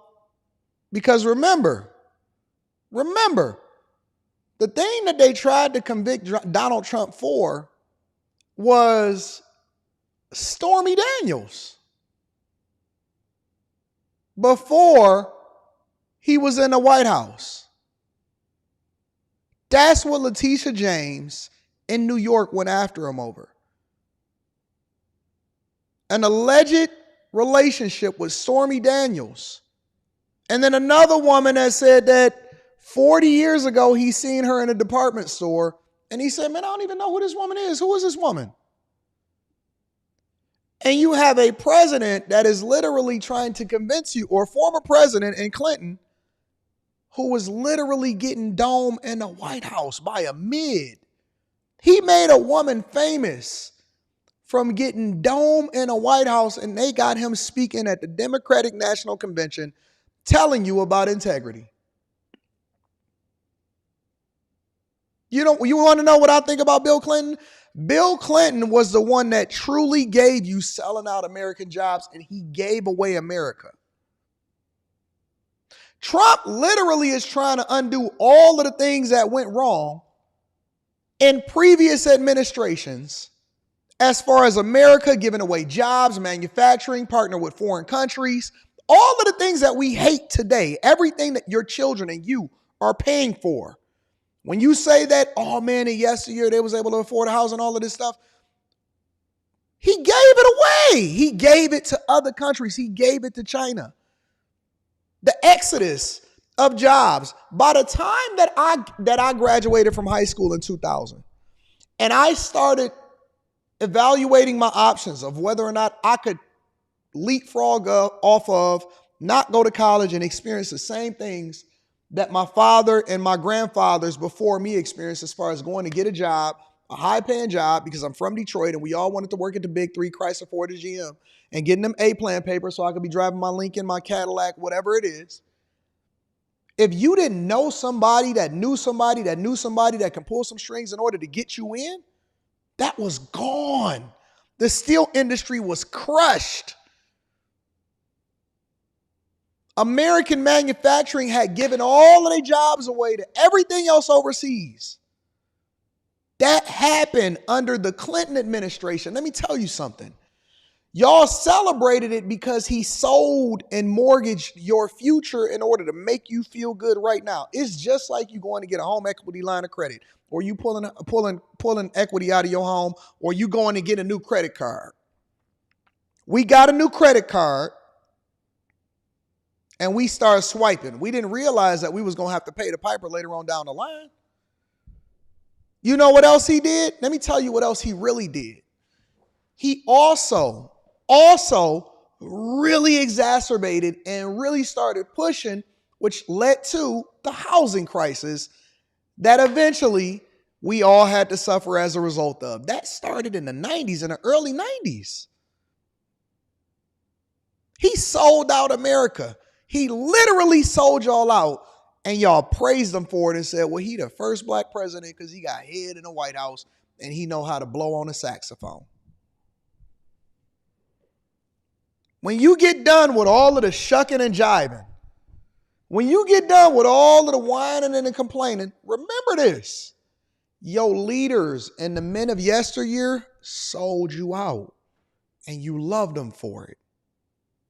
That's who Bill Clinton is to me. And then he tried to give us his wife right after that.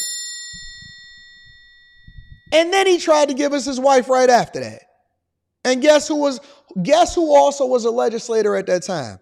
Joe Biden. Guess who was also on their way to being a prosecutor at that time? Kamala Harris.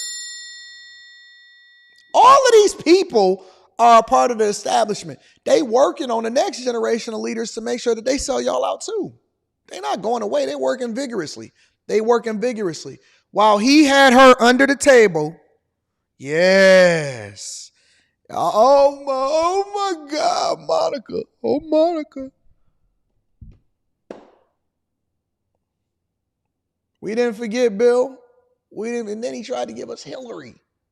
Not the Hillary from the Fresh Prince of Bel-Air. Email Hillary. Jesus Christ. If it were precious art. Let me say, not a single day goes by,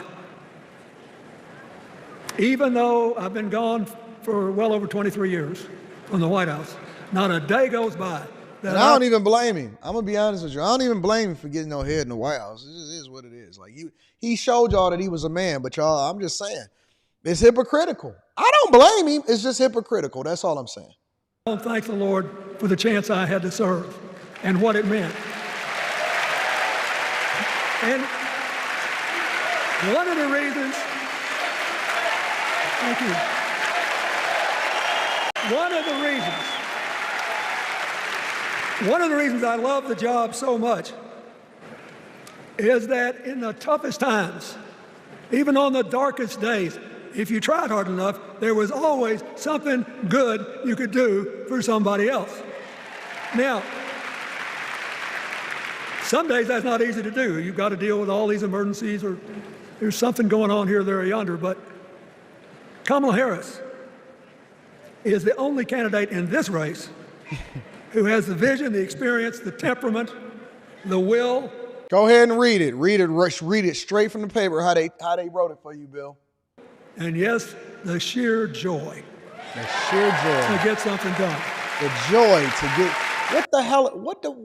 y'all, for the sake of conversation, does somebody in the chat, please let me know, what is the sheer joy to get something done?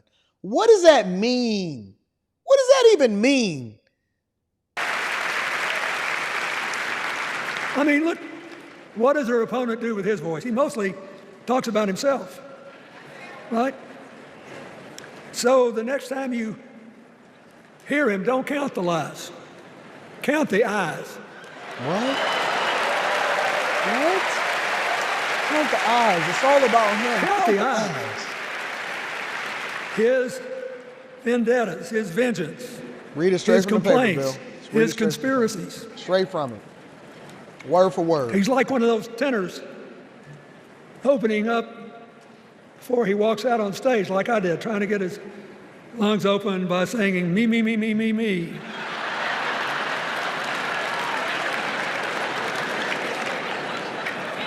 When Kamala Harris is president, every day will begin with you, you, you, you. Are we done with Bill yet? Is Bill canceled yet, y'all? Because it ain't like he ain't get all of his money already. It ain't like he ain't get super rich. It ain't like he probably a billionaire. Bill probably a billionaire. Real talk. Bill is probably a billionaire. We know he in the upper 3, 4, 5s at least though. But he probably a billionaire. Are we done with Bill or we want to continue? Y'all let me know in the chat if we done with Bill, because Bill ain't saying nothing. So we got to ask ourselves the questions if we're going to hire a president. Do you want to build a strong economy from the bottom up and the middle out?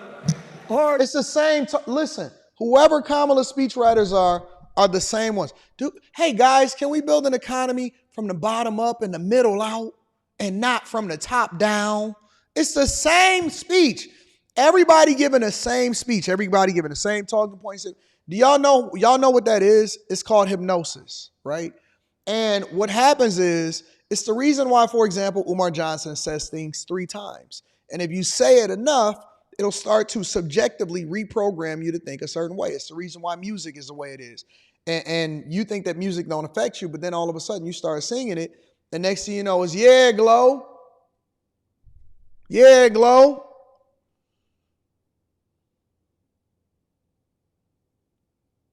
Some of these dudes is so using my style like a I hope you get burnt. Seems you haven't learned. It's a knick-knack, paddywhack. I still got the biggest sack. So put your gun away, run away, because I'm back. Wow. Hit him up, spit him up, get him up. Now, tell me what's going on and make me want to holler because my dollar going ozone. No, it's hypnotic. It's why the voices matter. The voices matter. It's the reason why some people that are lyricists often at times write the lyrics for the ones that'll say it. It's hypnotic. Real talk. It's literally programming you to think a certain way. And so when you see these talking points, now you don't even notice it. They programmed us at one point to think that Al-Qaeda, it's the Al-Qaedans that got to us. Remember that? Then it was the Taliban. And Saddam Hussein are holding weapons of mass destruction. Went over there, they couldn't find a penny over there. It's literally programming you to think a certain way. That's the reason why they say it over and over again. And so they make sure, listen, write the speech around this, insert this. Write the speech around this, insert this. Write the speech around this, insert this. And so then when you start to see people jump in your chat and they start to debate you and they say, whoa, what about, it's the reason why I'm so used to hearing the word, well, what about Project 2025? They programmed you. You didn't do your own research. You didn't go and read it. You didn't even understand what listen. Most of y'all have never read the 900-page document of Project 2025, but I have. You don't even know what's in it. And then you don't even know that Trump is not associated with it, but I didn't see anything in it that was really bad like that. It don't ring as good as Agenda 47. You can't make a tune to it. If you can make a tune to it, it makes it easier for you to remember. A lot of times when I would try to remember something, I would always make a tune to it. Anytime somebody would introduce me to somebody, oh man, this is my girl, Tiffany, what up, Tiffany? And I started talking about it. I started singing it because it's easier for you to remember. It programs it in your mind. I always gave somebody a nickname. Y'all got to look at how they hypnotizing y'all. We're going to build it from the bottom up and from the middle out. Bottom up, middle out. That's why you started to hear the rich should pay their fair share. What does that even mean? They pay the most taxes of anybody inside the United States of America. Pay their fair share. Pay their fair share.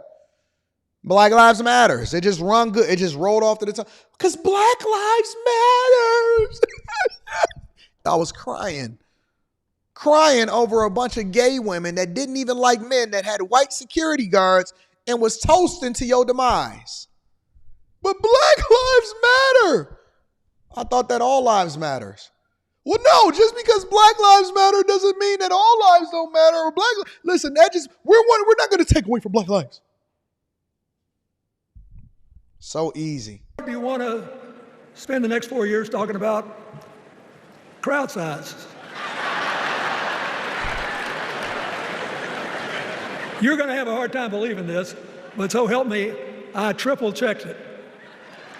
Since the end of the Cold War in 1989, America has created about 51 million new jobs. We done with Clinton. We done with homie. We done with Clinton. We don't want to hear that junk no more. Let me read some of these super chats. JN says, morning Anton, when you interviewing Trump, can't wait. When are you interviewing Trump? Can't wait. Keep doing great work. I don't know. I don't really reach out to people like that anymore. If somebody reach out to me, then I figure it out. But I don't really reach out to people at all, ever. Using train for power and pursue Asian back into worse. Fuck. I don't know what y'all saying, bro. Come on, man. Y'all making me do all of this for $5? So y'all not gonna use no periods. You just use spaces, and you space in words in particular, and you put multiple consonants and syllables in this. Come on, man. Y'all gonna make me work like this? This is what y'all doing to me? Thank you for the $5 Super Bowl. I'm not doing that. I'm not about to sit here and try to figure this out. This ain't no puzzle. It sound like Bill Polygrip is coming loose. Shout out to my dog Purple Haze. I appreciate you. Antonio Watkins says Trump has a youth serum. He got something. Trump aged better because he got black ancestors. Justin Caldwell says they look like that because they sold their souls. Jay Hunter Lee says men with conservative views are found to have higher testosterone levels. Antonio Watkins says Bill Clinton ordered McMonica at me. Don't forget he lied about getting dome at first. Albino is in the building and says, in New Mexico, Colorado, Arizona, Nevada, remote truck stops like Klein's Corners and Boland's or Brewer will hire you for good pay and rent you nice deep discount housing at walking distance with Benny's. But the rich don't care. Shout out to my dog Albino in the building. January Man says no tax on tips. Clinton just said the tip. Blockchain Brown is in the building, says, very true, Anton. Also, the Clinton economy was based on faulty accounting. Enron stock drove the market. Madoff was at his height and a leader in the NASDAQ. Weak regulation led by cooking the books. Talk about it. But they don't want that fallout, so they had to blame it on somebody. Only grants for my gym are women or LGBTQ. Shout out to my dog Bam Bam Turtles Island Jr. says, the sheer joy is the same innuendo of the government launching a study for the HR 40 bill, but never acting on it. Purple Haze says, no, you wrong, AD said 3 times like Beetlejuice, then Lori Lightfoot gonna appear. KDX 8300 says, I was watching the demonstrations at the DNC. Palestinian supporters literally chant to a drum like a cult. They do. My dog Ash is in the building. Shout out to Ash. Bill Clinton is a liar. Trump verbiage of I and me is appropriate because we the people talk to him, are interviewing him and examining his record for the job of presidency. Kamala has yet to boost her track record. Talk to him, Ash. I appreciate you for breaking that down. Make sure y'all hit a like for the algorithm, subscribe to the channel, and turn on your notifications. We in the building, ladies and gentlemen. Y'all ready to get started? All right, we got to go to Tim. They call him Tampon Tim. I don't call him Tampon Tim. Y'all call him Tampon Tim. But I'm about to make this the new Jordan meme. Tampon Tim is about to take over myself when I be having myself at the bottom of the screen. Anyways, let's continue on. We got to go into Tim's Democratic National Convention address. Not for high school football, but for 7th grade basketball and track. So what was a high school football coach doing, coaching 7th grade basketball and track? He ran up and he helped us believe. They're on the line and it's taken. I represented my neighbors in Congress. Oh, hold on, wait. Do I got the wrong video? And I learned your freedom to live the life that you want to lead. And also to hear. And that's the. All right, here we go. Thank you. They literally are branding this guy. They branding him as Coach Walz. He's a coach of America. Putting tampons in the bathroom. Thank you. Is his son crying? All right, I can see the daughter crying. The mama is holding on. The wife is holding on. But they saying that the son is crying. Hold on. Thank you. Oh. Oh.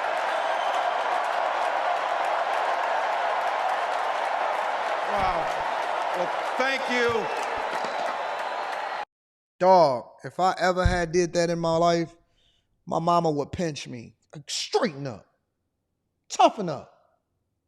Thank you, first of all, to Vice President Harris. Thanks for putting your trust in me and for inviting me to be part of this incredible campaign.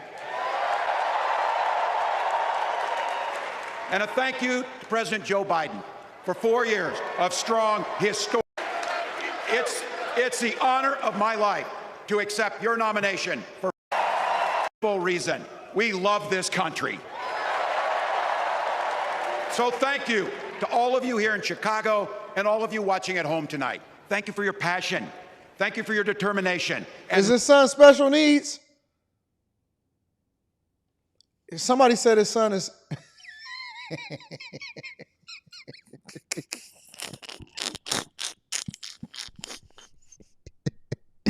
I hate this chat. This chat is so wild. This chat is the wildest chat. It got to be one of the wildest chats on the internet. Why you say his son is special needs?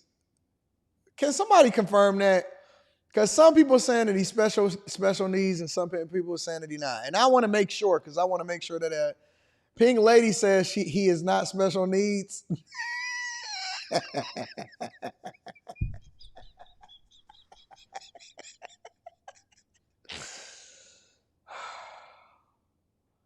Y'all gotta stop. Stop.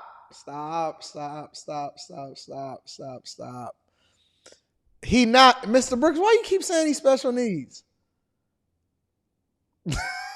He not special needs. Is he special needs? Seriously? Why y'all saying room 9?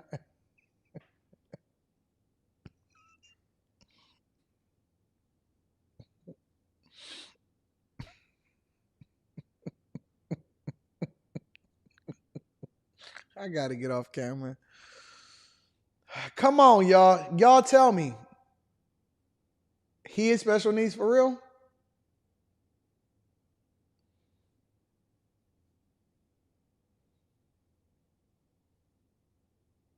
Which one is it? Is he special needs or not?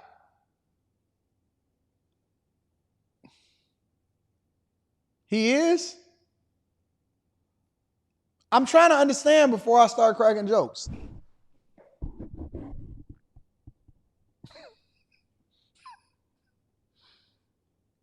Pink Lady.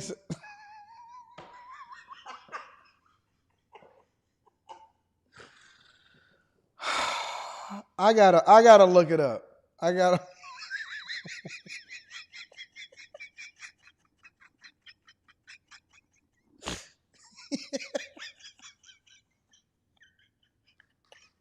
Stop saying room 9, y'all. I gotta look it up. Let me look it up myself, because y'all don't know. Y'all just gonna keep trying to be divisive. I'm not trying to be divisive. I'm trying to understand. Give me a second. Give me a second. Give me a second. I'm gonna look it up for myself. I don't trust y'all no more. I'm gonna trust y'all.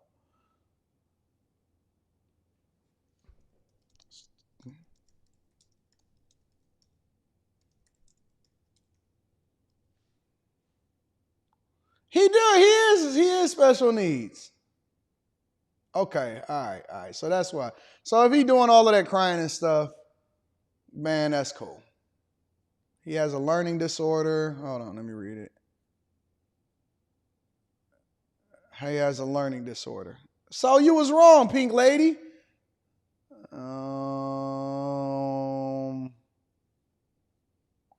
Tim Walz spoke openly about loving his 17-year-old son, Gus, which I don't talk about kids, so I'm trying to understand who he is. He has ADHD along with a nonverbal learning disorder and anxiety disorder. What the fuck is that? What is a nonverbal learning disorder? I don't know what that is. Remember, Sarisa said in a statement, people never consider Gus's condition an obstacle. Took time for us to figure out how to make sure we did everything to make sure Gus we set up for success when he was growing up. Took time so we could. Gus is not a setback. It's his secret power. Oh, so you got secret powers.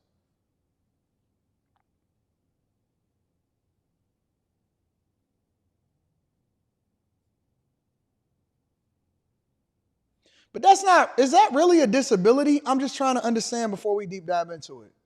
Hold on, let me see. Because, all right, so this is my opinion, and I'm not going to speak on his child in particular because, again, I don't get into children, and so I'm just learning or whatever. He can't talk. How can he talk if he said, that's my dad? Why are y'all saying that he don't talk? It said, look, it said, hold on. He exclaimed, that's my dad. How can he talk if he said, that's my dad? And he said, I love you, Dad.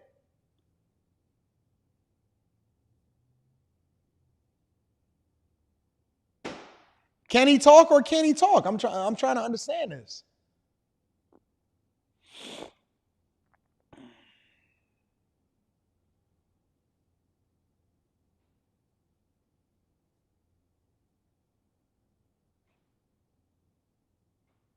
He probably didn't talk for a long time.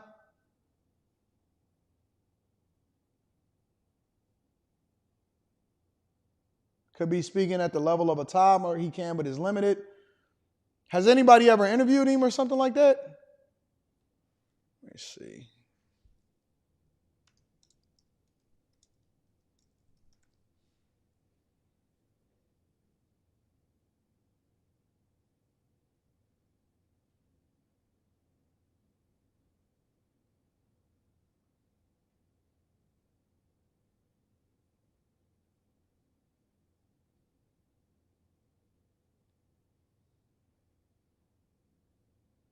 All right, I'll get into it in a minute. I'll do some research and see if he can talk or not, but we got to get back to Tim Walz's speech.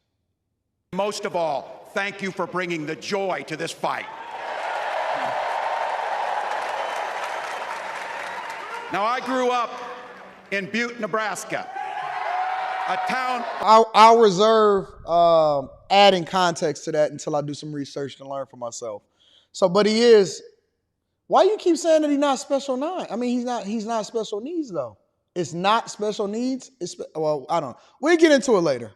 Of 400 people, I had 24 kids in my high school class, and none of them went to Yale. But I'll tell you what, growing up in a small town like that, you learn how to take care of each other. That family down the road, they may not think like you do. They may not pray like you do. They may not love like you do, but they're your neighbors. And you look out for them, and they look out for you. Everybody belongs, and everybody has a responsibility to contribute.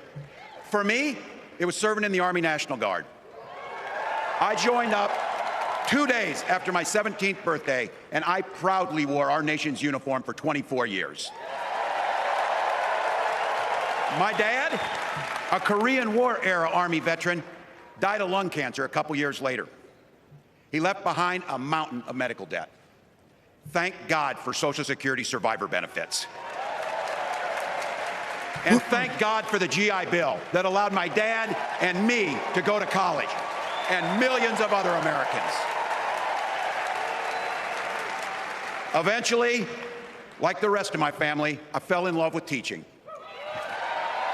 Yes, he did say this speech before, so I'm used to all of this, all these talking points, but I don't know when he's going to divert into a regular speech after this one, so we just going to, he's giving his life story right now. 3 out of 4 of us married teachers. Oh, he say that every single time. He say that same joke every single time in order to engage the teacher. Because 3 out of 4 of us married teachers. Hey, guys, it's the same. I've heard this at countless rallies, but let's continue. Wound up teaching social studies and coaching football at Mankato West High School. Go Scarlets. Scarlets.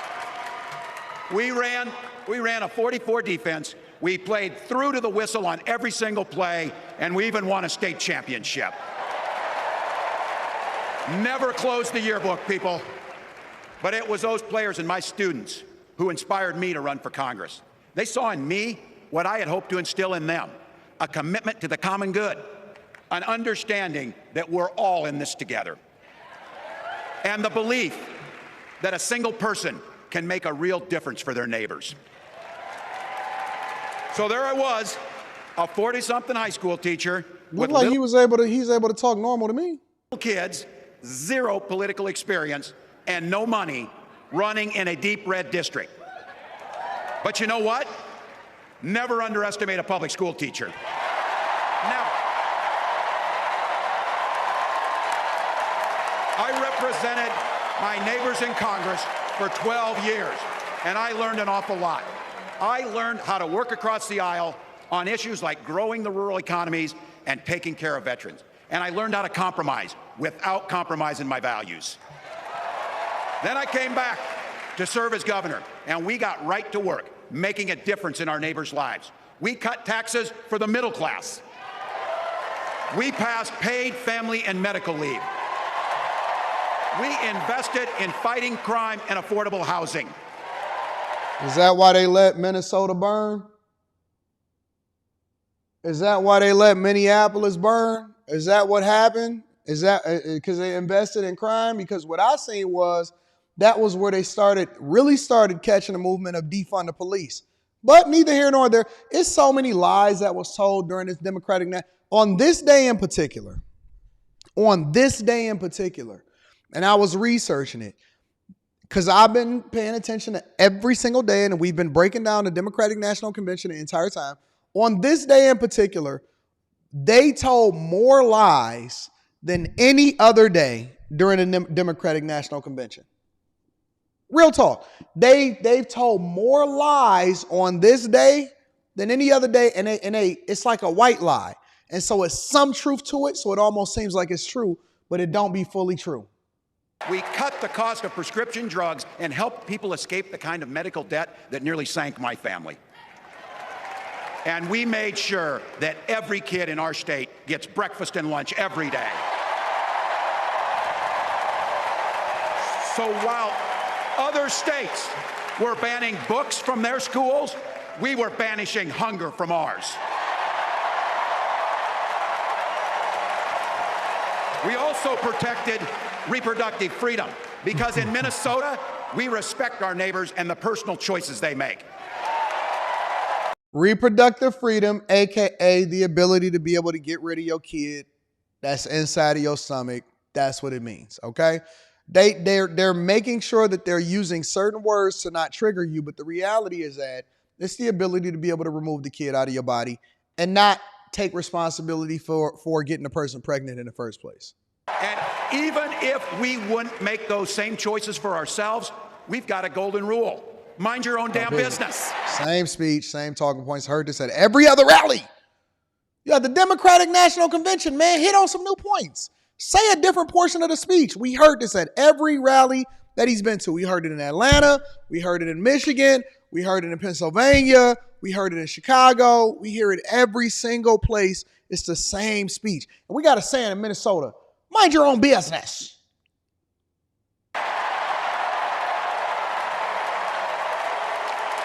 And that includes IVF and fertility treatments. And this is personal for Gwen and I. If you've never experienced the hell that is infertility, I guarantee you know somebody who has. I heard this speech before. I can remember before. Praying each night for a phone call. The pit in your stomach when the phone would ring, and the absolute agony when we heard the treatments hadn't worked.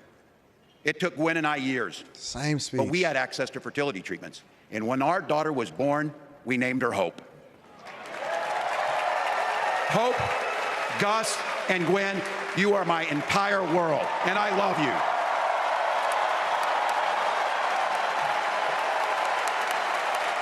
I'm letting you in on how we started a family because this is a big part about what this election is about. Freedom. When When Republicans use the word freedom, they mean that the government should be free to invade your doctor's office. Corporations, free to pollute your air and water. I want to show y'all And something real banks, quick. free to take advantage of customers. But when we Democrats talk about freedom, we mean the freedom to make a better life for yourself and the people that you love. Freedom to make your own health care decisions.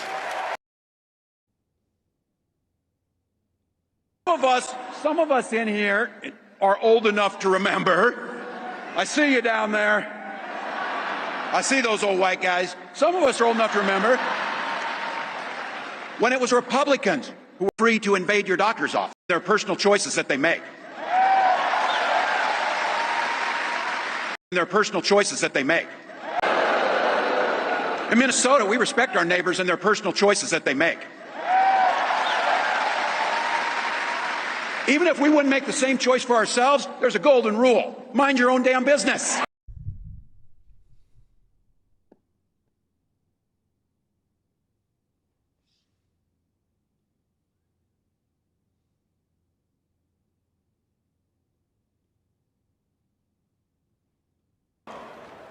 Historic.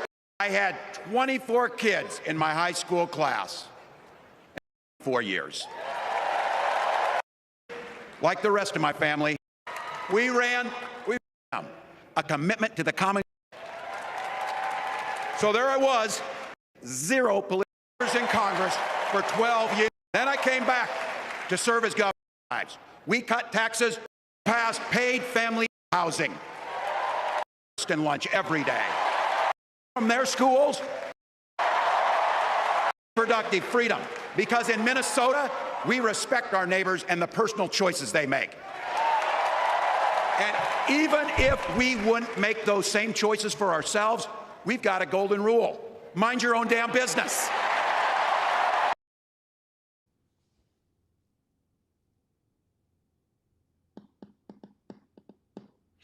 You look, you know me. I got the memory of an elephant.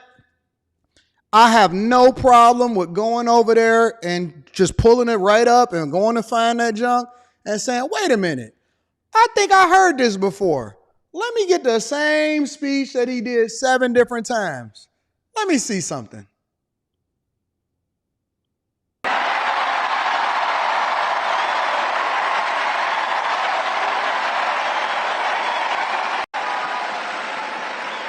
These guys are after my heart, chanting, and this gets personal for me and my family.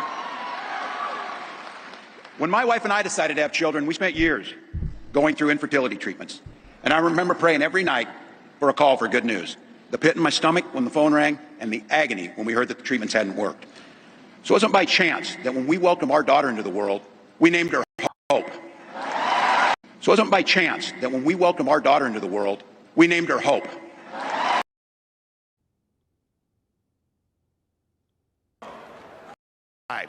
We cut taxes for the middle class. We pay every kid. Even if we wouldn't make, and this is personal for Gwen and I, if you've never experienced the hell that is infertility, I guarantee you, you know somebody who has. And I can remember praying each night for a phone call. The pit in your stomach when the phone had rang, and the absolute agony when we heard the treatments hadn't worked. It took Gwen and I years, but we had access to fertility treatments. And when our daughter was born, we named her Hope.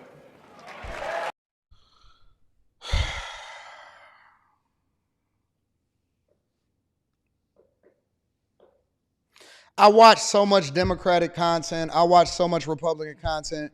I've seen so many rallies. I've seen so many different playbacks and stuff like that. That this is, look, man, this is not even a speech, bro. This is a recite. Like, I don't even feel compelled.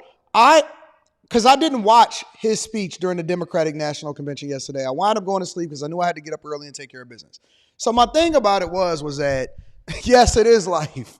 Yes, Iceberg Slim, this is life. So I'm doing the research for y'all. I'm doing the hard leg work, and I didn't watch his speech last night because I said, well, I want to review it today and be able to get to, and you know what I'm saying, break it down for you guys. How can y'all honestly, he's reading from a script, and then they pan over to the daughter, and You don't think that they said to tell the daughter, I love you? Are y'all genuine? Are y'all seriously? Are y'all not paying attention to how they programming y'all and how they really finessing y'all? Honest to God. Honest to God, man. Look, man, it's the same speech, word for word, at the Democratic National Convention. They practiced it. They mastered it at all the rallies. He knows it. He can memorize it. He said it so many times. That's why he's not fumbling his words like Bill Clinton, because Bill Clinton had to read from the paper and they had the podium things. And they have the speech already prepared for you. It's the same speech.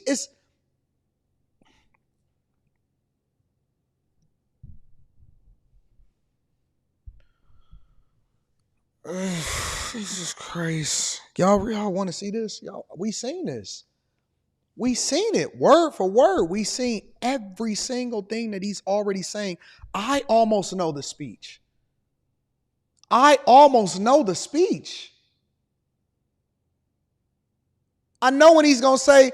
If you've never been through IVF treatments and you don't know the agony of them making a phone call to you and realizing that and getting disappointing news. And that's why when we first got our daughter, I named her Hope. Come on, man.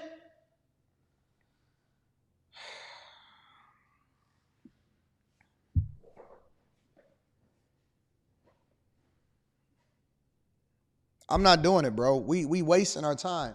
I think that our time could be better spent actually going into something that is meaningful. So I'm gonna read the super chats and we're gonna move on. We're not doing this. That was supposed to be his big night. I wonder how much of Kamala Harris's recycled speech is gonna be used for the night. But we're gonna talk about it on Friday. Anyways, let me go ahead and read some of this. I'm not even gonna entertain that shit. I'm not entertaining it, bro. I'm sorry. Y'all got me cursing. I apologize. Forgive me. Reminder, Hitler also campaigned to use the word joy in his speeches to the German people. Remember what happened? Clinton Foundation, Soros, UN funding illegal immigration. Shout out to you, Mariana. I appreciate you for holding me down. Victor Williams, I'm not about to listen to that speech, the same speech 8 times. The sun might be a little... Jesus Christ. Won't be surprised if oh, come on, man. We can't talk about the kids. We can't talk about the kids, Vic. Chris J says, no records show that. Y'all going to hell. Whoops. Jesus Christ. Those are not special needs unless we all special. You know what? Honestly, let me tell you something, Chris J. I be hearing people say, oh, man, no, I got ADHD. I had ADHD. You know what I'm saying? I got undiagnosed ADHD or whatever. No, fam, you just didn't get enough whoopings when you was coming up. They didn't tell you, hey, sit down and be quiet. Stop climbing all over grandma's furniture that got the plastic over it. You didn't get no pre-beatings. Remember when my mama had called in and she had told you all about pre-beatings? Because all of that, that's why you ain't got no patience. That's why they keep making reels and shorts and TikToks shorter and shorter and shorter. That's why those are so popular, because you ain't got no attention span. Y'all ain't got no ADHD. Ain't nothing wrong with you. Ain't nothing wrong. I got ADHD and I'm anxiety. Keep scratching every day. No, you need a shower. You haven't showered today. That's why you keep scratching. It's not that you itching from anxiety. You're itching because you didn't put soap, water. A lot of y'all y'all see people spraying cologne on? You ain't got to do all of that. You ain't got to do that. Just wash your hands, brush your teeth, keep putting mints in your mouth all day. No. You got to scrape your tongue, go to the dentist, keep scratching. I got anxiety. No, you didn't get in the shower today, buddy. I got ADHD. I can't focus. That's why I don't read books. Duh. It's just a baseheads. A nation of baseheads that escaped room 9. Shout out to Chris J. I appreciate you. Shout out to Gold Rush says, Gus equal water boy. I appreciate you, big dog. Victor Williams says, has this been known since he's been in politics, or is this recent news since he's been nominated as running mate? I do retract. No, don't retract the super chat. Just retract the statement, big dog. Los T says, I'm a war vet. God just lied about his father. All war vets get free health care, especially for serious illnesses and caretaker reimbursement. 81 million votes says Walz is saying mind your own business, but he created a hotline to snitch on people who didn't abide by the COVID lockdowns in Minnesota. I didn't know that. Speeds the Beast is in the building, says keep applying pressure, brother. Storytime Reading and Wine says recycle speeches. Facts. Tech Coach Ralph says after this entire week of them talking about joy, tomorrow morning, ask yourself if all that joy fixed your personal situations. Not a peep on a policy. High Tolerance says we'll let the Democrats have their moment. In the meantime, we'll tune in to RFK Jr.'s announcement tomorrow in Phoenix. Yeah, I heard that he was going to announce that he was endorsing Trump. I stay on top of that. I definitely keep y'all in the loop of what's going on in these streets, man. Let me see something really quickly. All right, so let me go ahead and get to the next part. So I did not watch this part, so we're going to all discover it together. We're going to all discover it together. How I fell in love with Kamala Harris. I wasn't expecting this one. So this is something that I would usually probably review on the Anton Daniels channel, but let's go ahead and get into it. Please the son welcome of the second gentleman. My dad, the second gentleman of the United States, Doug Emhoff. That is disrespectful in itself. Do not call me the first lady husband. Do not call me the second gentleman. Listen, it ain't no way that you can. It ain't a way that you can frame that that's gonna ever make it more masculine. Please welcome my dad, the second gentleman. So then you become the first gentleman if she ever becomes. No, nope, not happening. That is weird to me. It is weird to me. Off, who has supported his wife, gave up his career and his law practice to be the vice president's husband, supporter, second gentleman, trying to make history again. I'm fairly certain this is not where he thought he would. That blinding all of us. Thank you. Thank you so much. Hello. Thank you. Hello to my big, beautiful, blended family up there. I love you so much. Aren't you proud of Cole? Wow. And that one with the glasses on, he look a little different. I love you so much. Aren't you proud of Cole? That one with the glasses right there.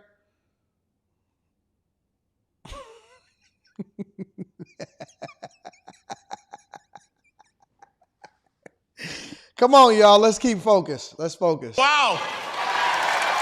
And a special shout out to my mother. I see you. Y'all not gonna hold him accountable for that? Hold on, before we get into the speech, y'all not gonna hold him accountable for that?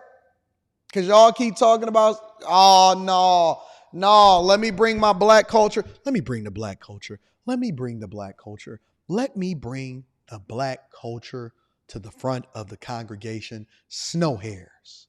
Snow hairs. Snow hairs. Come on, man. Come on, bruh. Y'all gonna let him get away with that? Okay, well, if he can get away with it, then don't say nothing to nobody else. Don't hold nobody, don't call nobody no Karen. Don't do nothing else. I have not seen this speech. I'm reacting to it for the first time. I don't want to hear nothing from nobody else. You know how black women like to talk like that when they get mad? No, because you just talking. You just talking.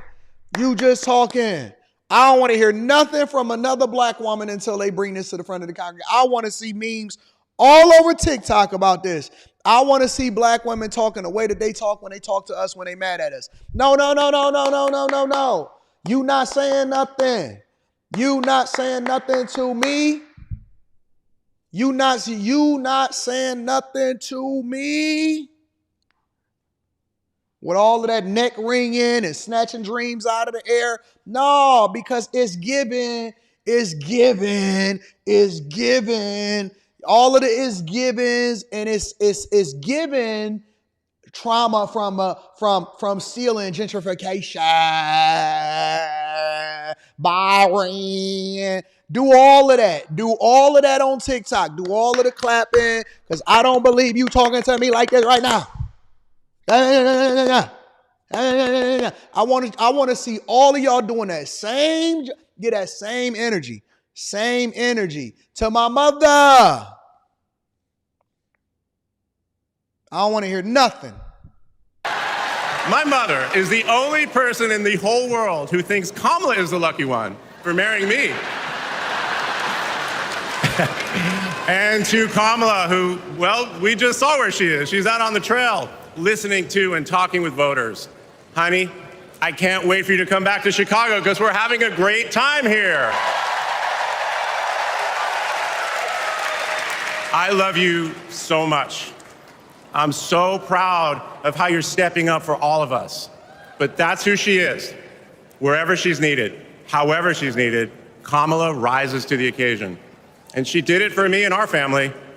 And now that the country needs her, she's showing you what we already know. She's ready to lead.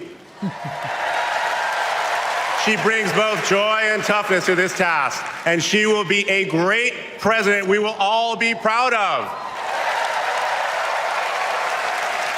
Now, I'm the son of two Brooklynites, Mike and Barb. They've been together almost 70 years.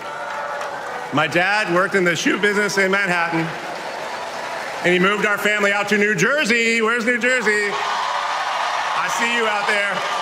When I was a little kid. And in a lot of ways, I had a typical Jersey suburban childhood. I biked around the neighborhood. I took the bus to Hebrew school. And I rode to Little League practice in the way back of my coach's wood-paneled station wagon. And if we did well, we got to have a Slurpee after. In my neighborhood, everyone left their garage door open. Wherever you ended up at dinner time, that's the family that fed you. Everyone took care of everyone else.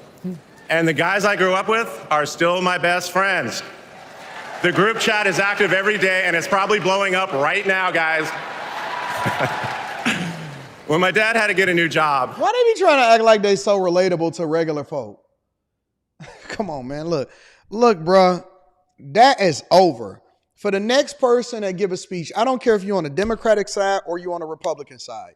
You've been so far removed for so long, you are not one of them. I'ma just tell you. I'm gonna be honest with y'all, because I know he gonna get into how much he loved Kamala Harris. That's what it said on the thing that they sent to me or whatever. So I'm looking forward to that because I haven't heard this speech before. Let me say this, y'all. Stop trying to tell the story of your origin like you can relate. You can't. You can't. I grew up in Detroit, but I'm 42 years old. I ain't seen the ghetto in decades, unless I drove through it and I've been so far removed from so long from being broke that make sure you lock the door. Make sure you lock it. Sometimes I got to remind myself that I was from there. I drive by some of them houses. I'll be like, how do we all fit in that house at the same time? I can't relate to you. I don't even know what it's like to make $100,000 a year no more. I'm so far removed from 100K. I'm not going to sit here and tell you a story. Yeah, man, because, the price. I don't know the price of milk. You think, dog, do you know my DoorDash orders be $68 minimum.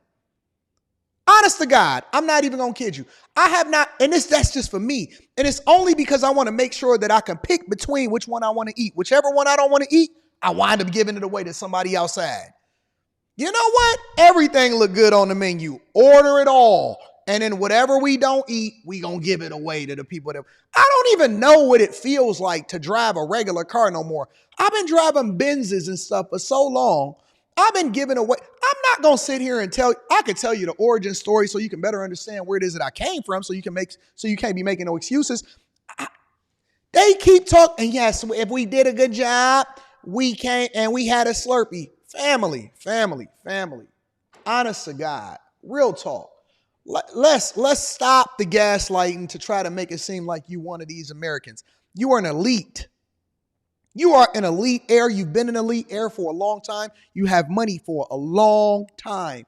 Stop trying to act like y'all one of them. You not one of them. You ain't been one of them. You don't even know what it feels like to be one of them. He probably ain't been to a grocery store. He probably don't even know what the inside of a grocery store feel like. I'm not about to sit here and gaslight people. Yeah, man. No, dog. Look.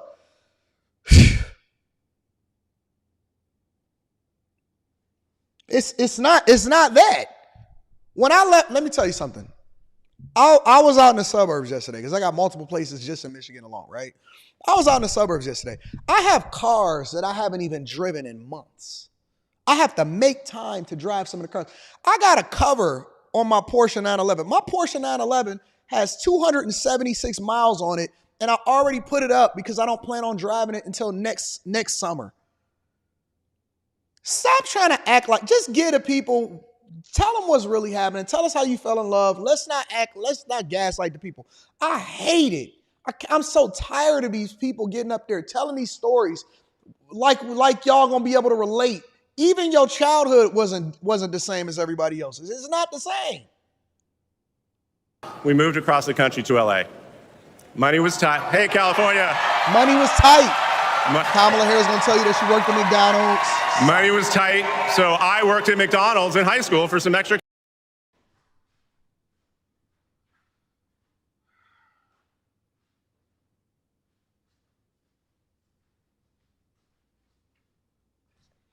On everything. On my father's grave, I have not seen his speech. On my father's grave, I have not heard his speech. Kamala Harris has told the story about her working at McDonald's so often that is the go-to speech. That is the go-to. If I ever run for office, guess what? I'm going to say that I applied to work at McDonald's even though I never worked there before. If I ever run for office, I'm going to tell y'all, hey, y'all, Rita worked at McDonald's in high school. Money was tight, so Rita worked at McDonald's in high school. Come on, dog. I know y'all not going to sit here and let these people gaslight y'all like this. Seriously, man. Seriously, bruh. Cash. Not only was I Employee of the Month, but I still have the frame picture, which you just saw, and there was a ring, golden arches and all. And then I waited tables, parked cars. I was working full time so I could afford to go to college part time. And thanks to partial scholarships, student loans, and a little help from my dad, I got myself through law school. And I got my first job as a lawyer, which is also where I met the guys in my fantasy football league. And a lot has changed in our lives since the early 90s, but my team name is still Nirvana. Yes, after the band. I worked hard, and I love being a lawyer. And by the way, I still get to be part of the profession by teaching students at Georgetown Law School. I got married, became a dad to Cole and Ella. Unfortunately, I went through a divorce, but eventually started worrying about how I would make it all work. And that's when something unexpected happened. In 2013, I walked into a contentious client meeting. We worked through the issue, and by the end of the meeting, the now happy client offered to set me up on a blind date, which is how I ended up with Kamala Harris's phone number. Now, for generations. This is after Montel Williams, right? Got it. People have debated when to call the person you're being set up with. And never in history has anyone suggested 8:30 a.m. And yet, that's when I dialed. I got Kamala's voicemail, and I just started rambling. Hey, you said it, Chris James. You're a single father. Hey, baby mamas, not baby mamas, single women, get with you a baby daddy. Hey, it's Doug. I'm on my. Not he doing the I'm a clueless white guy. It's the clueless white guy play. Hey guys, I'm Doug. I don't know what to do. I don't got no rhythm, but you gonna give me the Kamala Harris, the black woman effect. Hey, I'm the clueless white guy. She's gonna come and she's gonna make me the man that I need to be. I'ma fall in love because she's gonna overlook my idiosyncrasies and she's gonna be the first time that she talked to a white man. Hey, I'm Doug.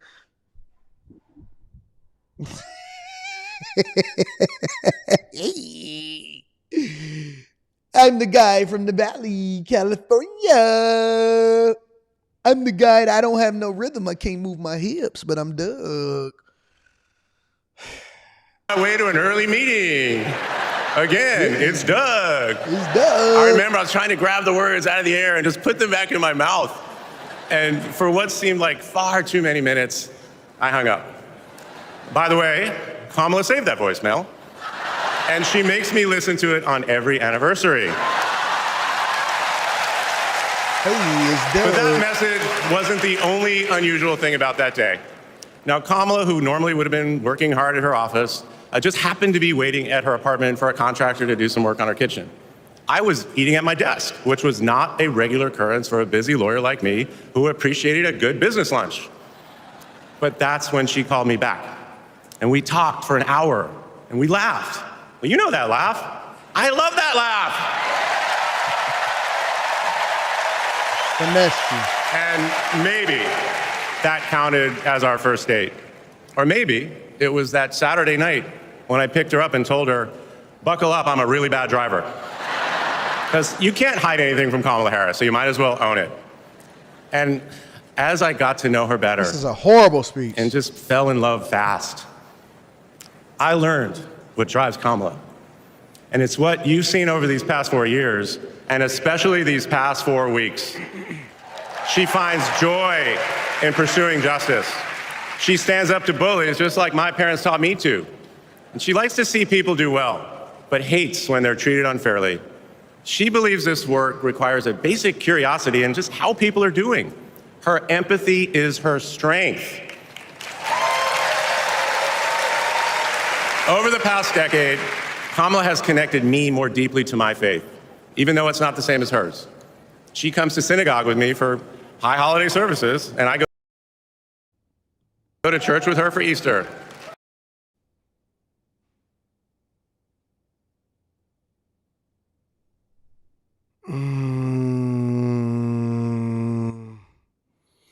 Oh my God. Come on, y'all. Come on, y'all. Are we doing this?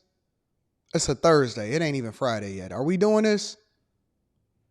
I get to enjoy her mom's chili relleno recipe every Christmas, and she makes a mean brisket for Passover.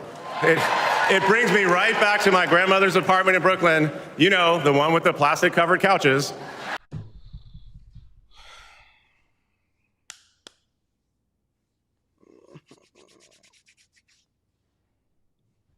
So they're the typical American blended family. Classic, plastic on the couches. But Kamala has fought against anti-Semitism and all forms of hate her whole career. She's the one who encouraged me, as second gentleman, to take up that fight, which is so personal to me. And those of you who belong to blended families know that they can be a little complicated. But as soon as our kids started calling her Mamala, I knew we'd be okay. Ella.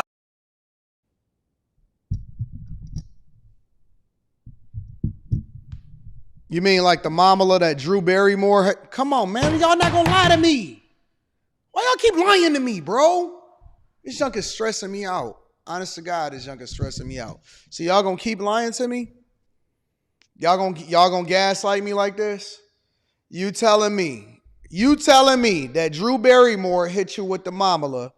You came back and said, so Drew Barrymore learned it from your kids, from her stepkids, that they call a mama.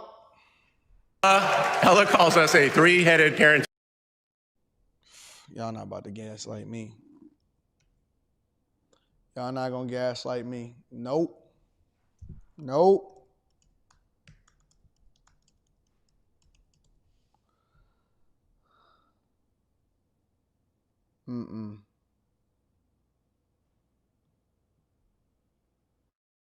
Nope, you're not gonna gaslight me. Cause I didn't seen this story before. I seen this playbook before. You lying to me. I could spot a dude that's gaslighting me 100% of the time. I've been thinking that we really all need a tremendous hug in the world right now. Yeah. But in our country, we need you to be Mamala of the country.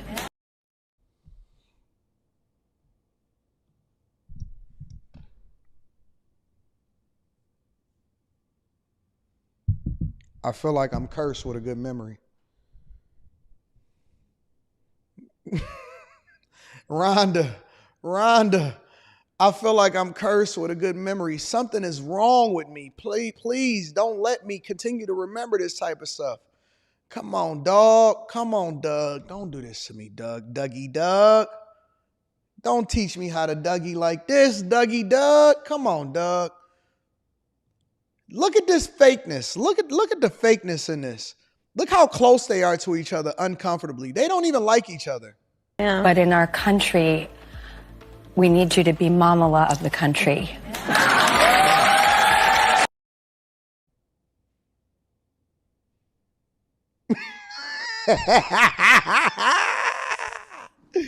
Teach me how to Dougie. Teach me how to Dougie. Go ahead, Doug. Machine.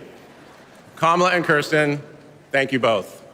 Thank you both for always putting your family and the kids first. Now, Cole and Ella's friends knew that when they'd come over for Sunday dinner with Kamala, it was going to be real talk. In between taking cooking instructions, they'd have to answer questions about what problem they wanted to solve in the world. They learned that you've always got to be prepared because Kamala is going to prosecute the case. And in the same breath that Cole and Greenlee told us that they were engaged, they asked Kamala to officiate their wedding. And in the same way that she always steps up when it matters, Kamala puts so much time into those remarks. She a minister? Who can authorize the officiating of weddings? I'm just curious. And she bound them in a book that matched her dark red dress and then turned that into a gift for the happy couple. A few days ago, during this incredible time we're going through, there was a brief window when Kamala was back at home. And I saw her sitting on her favorite chair, and in the middle of a wild month, I just hoped that she was having a quiet moment to herself. But then I realized she was on the phone.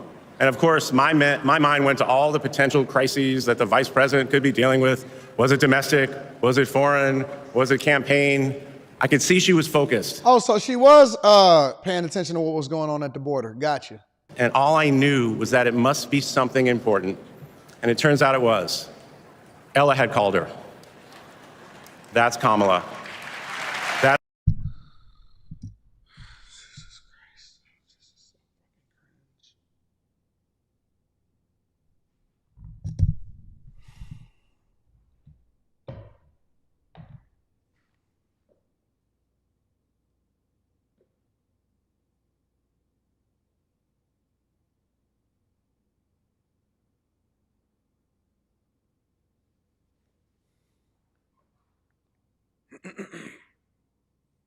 I'm about to put you on. Hey, Les, I'm on a live stream. What's up, baby? How you doing? Hi, I'm good. You up earlier today than usual. Yeah, I know. I'm trying to get ready for school. Oh, you so cute. Hey, Les, I got a question. I've never asked you this question before. What do you think about Kamala Harris? I don't know. I don't really care for her or care about her, really. Not really my type of person. Why you say she's not your type of person? Just some stuff I be seeing. I just don't think she's my type of person. What's your type of person? My type of person is Mr. Trump. You like Trump, Les? Yeah, I do, actually. Why you like Trump? A lot of things he's done, I like it better. I agree with him more. You so smart. You are the smartest girl that I've ever met in my entire life. You know that? Thank you. You are the smartest girl that I've ever met in my entire life. Thank you. Now stop buying $600 jeans. That was only one time. Bye. Bye. My daughter can see through it. My daughter can see through it. My daughter not going for these lies. My daughter be like, oh, she's so fake, Dad. Look at that laugh. Look at what she's doing. My daughter can see through the BS. Oh my God, Dad, look how fake she is. And contrary to popular belief, I've never, ever told my daughter ever how to vote or how she should look at things. She does her own research. She goes and looks at things. She pays attention. And she was like, No, I rock with it. Since she was a little girl, she was like, I like Trump. I like Trump. This and that and this and that, so on and so forth. My daughter, she not finessed the same way that the community. If a 16-year-old that is preparing for high school,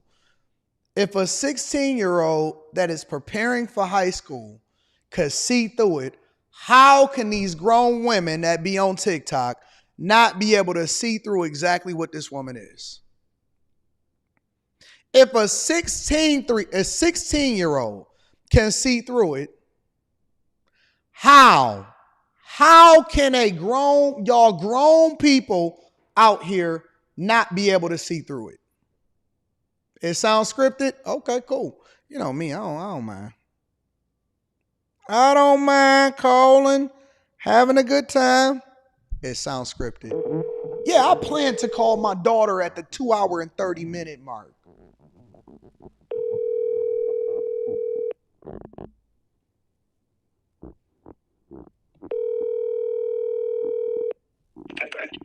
Hello. Hey, you busy? Nope, just driving. Just got a couple questions for you. I'm on a live stream. All right, what's up? Politically, years ago, way before this election, what did Leslie start ordering for her room? You said, talking about Leslie's Trump posters? Years ago, what did she started ordering? That Trump stuff, the posters or whatever that like flag thing was that she had. Thank you. I appreciate it. And you, is there a reason why you called me on this number? Oh, I called you on the wrong. What do you mean? This is the right number. No, it's not. What number is this? This is the other phone. No, this is the black. I got a black phone in my hand right now. You called me on my other phone. Oh, my bad. I just hit you. Did you see that text message that I sent you? Oh, you talking about the Sky Dweller? Yeah. I thought we was waiting to buy it from Amanda. Well, he just called and said he got it, so that's up to you. All right, I'll call you as soon as I get off. All right, bye. Bye. New watch alert. Anyways, let's continue on with the show. How I fell in love with Kamala Harris. We're going to go ahead and read the Super Chats, and then we're going to go from there.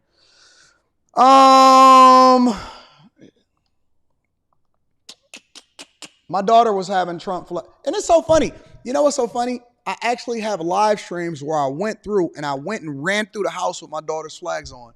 Go on the Anton Daniels channel and go and look up some of my old live streams and see what it is that I got going on. Anyways, let's continue on with the show. I know the people is bothered. They bothered by the fact that we not going with Kamala Harris. You say basehead jazz. MSNBC article says his son is neurodivergent AD. I don't believe these articles and stuff like that. Second gentleman, where's my belt? Storytime reading and wine is in the building. Laugh at my elf. Second gentleman is mad simp activity. I couldn't be labeled that. Just call me Anton. Timmy Tampons for VP after that emotional speech. Lock it in. Turtle says Tim Walz role plays Kamala as his real. Y'all crazy, bro. Y'all insane. Aaron L says he sounds a little zesty. Is Kamala his beard? I don't know what y'all talking about. Storytime reading and wine says he reminds me of a Family Guy character. Terry Scott says, Brother Anton, can we please pause for a second to discuss Trump's supposed role in the January 6th riots? I am on a quest to expose misinformation and put out on him. Also, the vid bleach comment. Thanks. Hey, do your thing, big dog. I appreciate you for tapping in. Black Tony says that man has zest and tango combo. Aaron L says we need to investigate him Slurpee Gate. They had Slurpees back then. Terry Scott says I meant Brother Anton. Shout out to you, brother. I appreciate you. Storytime says they low-key endorsing McDonald's in these speeches while the whole time maybe McDonald's has contributed into the campaign. I don't know. Enos Luby is in the building, says just bought some Mickey D stock. Jerry Jones is in the building, says so AD, he hit Cam too? I have no idea. Double Thought Show says McDonald's is to politicians what Google is to developers. Have it on your resume and you're guaranteed to get the job. Chase Barnes is in the building and says, hey, y'all, give it up for America's most corniest white guy. Even a late Bob Saget had more R than this dude. He is corny. Lee Barton in the building says, Anton, since I've been watching your content, I've been mindful about how I spend my money and how I'm going to invest it. I've been part of the Patreon. Shout out to the Chasers. I like that. Stock Club is tomorrow after the show, y'all. He trying so hard, bro. It's sickening, said Jay Jones. And Smalltima, Taltima, Recalltima says, I just wanted to say hi, my name is Doug. Shout out to my guy. Look, y'all be creating new whole profiles because of that. Anyways, make sure y'all hit a like for the algorithm, subscribe to the channel, and turn on your notifications.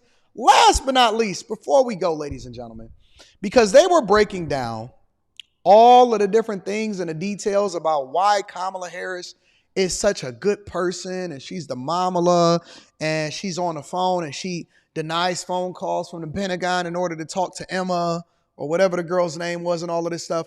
And so because they paint her so well, I always like to compare and contrast. And so I want to know how people felt about her when it came to her time in office and her running the district attorney's office over in San Francisco. And I don't always believe everything that everybody says, so I want to see it for myself. And y'all sent this to me, and so I said, why not just go ahead and have a conversation? Let's deep dive into it. Good evening. Welcome back into Prime News. I'm Rob Finnerty. We're live in San Francisco, California, where Kamala Harris served as district attorney for almost 10 years. Kamala was in charge of crime, and her record is nothing close to what Democrats wish it was. She ruined lives. She literally ruined lives while she was district attorney and attorney general, like that of Jamal Truelove, an aspiring filmmaker and actor who was wrongfully convicted of murder. He was arrested for the murder of his friend who was shot in a public housing project, his dreams crushed. But a California appeals court overturned that conviction and was eventually acquitted. Truelove's attorneys argue that the police here in San Francisco actually manipulated witnesses into wrongfully identifying Truelove as the shooter. And I sat down with Jamal Truelove today to get his side of his life-changing story. Take a look. Jamal, thanks so much for being with us. I want to go back to 2010. It's verdict day. The jury's deliberated for the last 4 days. Y'all said I should do street interviews and ask people which policies of Kamala they support. Sure, I'll do that. Why not? You're going to find out if you're going to jail for the rest of your life. By the way, for something you did not do, Kamala Harris is district attorney in California at that time, the first black district attorney. Take it from there. Take me through what happened. Well, on that day of conviction, I kind of already knew I was convicted before it even came out because the jury asked the question, what's the difference between first-degree murder and second-degree murder? So just at the time, in my mind, it was like, you know, how can this happen? How can this be? And what will be the timeline of me potentially, you know, getting back off of this, which is a 99% chance that I don't get back off of this life sentence. So it was eerie, and that's a hell of an odd. To know, listen, you on trial for something that you know you didn't do definitively, right? Let's paint the picture for a second. You know it's a lie. It's a lie, and so usually what happens with most men, and one of the reasons why you don't see most men fight it is because they say that they're going to throw football numbers at you. Hey, we're going to execute you. You're going to be in a jail for the rest of your life. You ain't never getting out. You're going to do 50 years. We're going to give you 80 years. We're going to throw all of these charges on you. And if you get convicted, then that's going, and then your jailhouse lawyer that got slip-ons, he got on Yeezy sandals, but they just all black. He walks in and he says, hey man, I think you should take the plea deal. But you know you innocent. Now, this don't go for the people that's out here really doing crimes and you know you effed up. That's different. But in this man's case, he knows he's innocent. He takes it to trial. The jury comes back and say, hey, judge, in front of him, what's the difference between first degree and second degree? You know you're going to jail. You know you're going to jail. And it's a 99% chance you ain't never getting out, and it's being prosecuted by the office of Kamala Harris, who's the district attorney at that particular time. Let's continue. And it was very, it was emotional, you know, one can imagine. You said that Kamala had a look on her face. She was laughing, smiling, which to me, by the way, which is just very bizarre. Yes, 100%. So when I did come into the courtroom and sit down and they know that police is manipulating evidence and the whole thing because they're working together. Let's add that in there because he did say that. When you had this whole side on the prosecution side fully packed with all types of attorneys and other people or whatnot, and on my side it was pretty empty. And Kamala Harris sat front row for when the sentencing came down, and when I looked back just to see who was there in general, and you see her front row, kind of in this celebration mode. Wait, remember when we was sitting there looking at the different videos at the Democratic National Convention, and Bill Clinton and her husband and all of these people said, that infectious laugh. That great laugh. I wish I could remember what the timestamp was and when they said it. That laugh that just lights up a room. This is the same laugh that he was experiencing during his sentencing, being wrongfully convicted by a district attorney in her office, and she sat front row and she laughed. She giggled. She thought that it was a time for celebration. This same laugh. Because I want all of the Charlemagnes, the Ricky Smileys, the Steve Harveys, and all of that stuff. Remember when Ricky Smiley said, so what? Y'all been convicted of, y'all been treated bad in the courtroom. Yeah, but your life is on the line, big dog. This is not something to play with. And he said that same laugh that all of these people was sitting there talking about at the Democratic National Convention in order to get her, the Oprah Winfrey's and all of this stuff. And they were saying that integrity matters inside of the office. This is the same laugh that he said that he experiencing inside of the courtroom when they handed down that sentencing for something that he didn't even do. And they fought against the Supreme Court from being able to overturn his conviction. And then people on Monday Night Panel sitting there telling me, no, that's not true, Anton. How is it not true? He out here saying it with his own mouth. He lived it. So I'm going to believe you or I'm going to believe him. Laughing.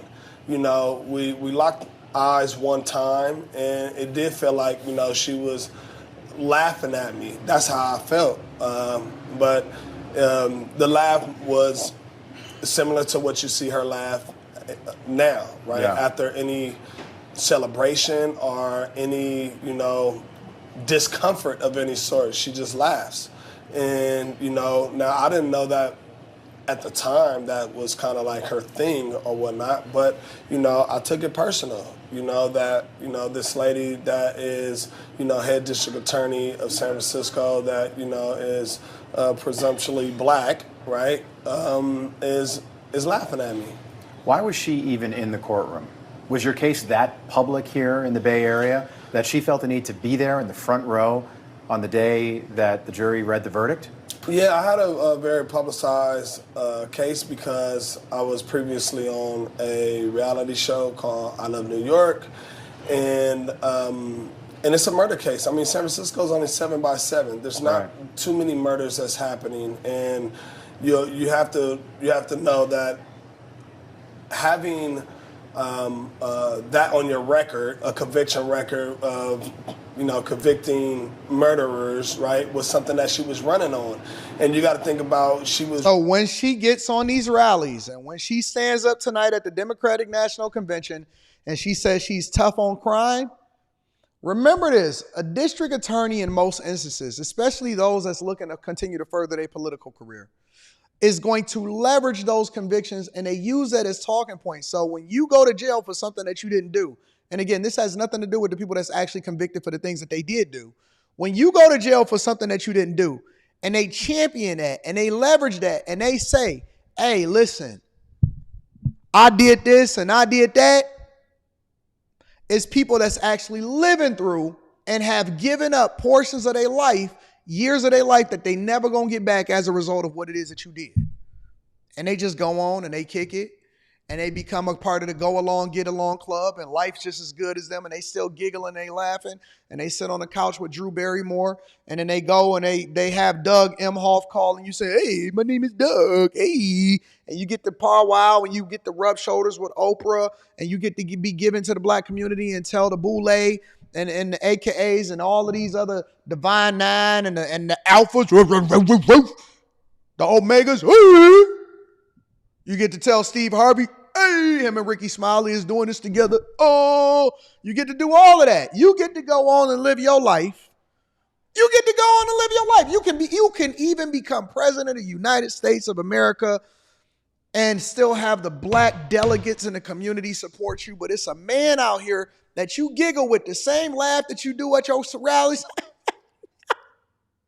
That's the laugh that he got to deal with, or that he remembers when he going to jail. And he had to give up his life that you never apologized for, and that you fought against him getting that conviction overturned because it would mess up your record. Remember that. Remember that.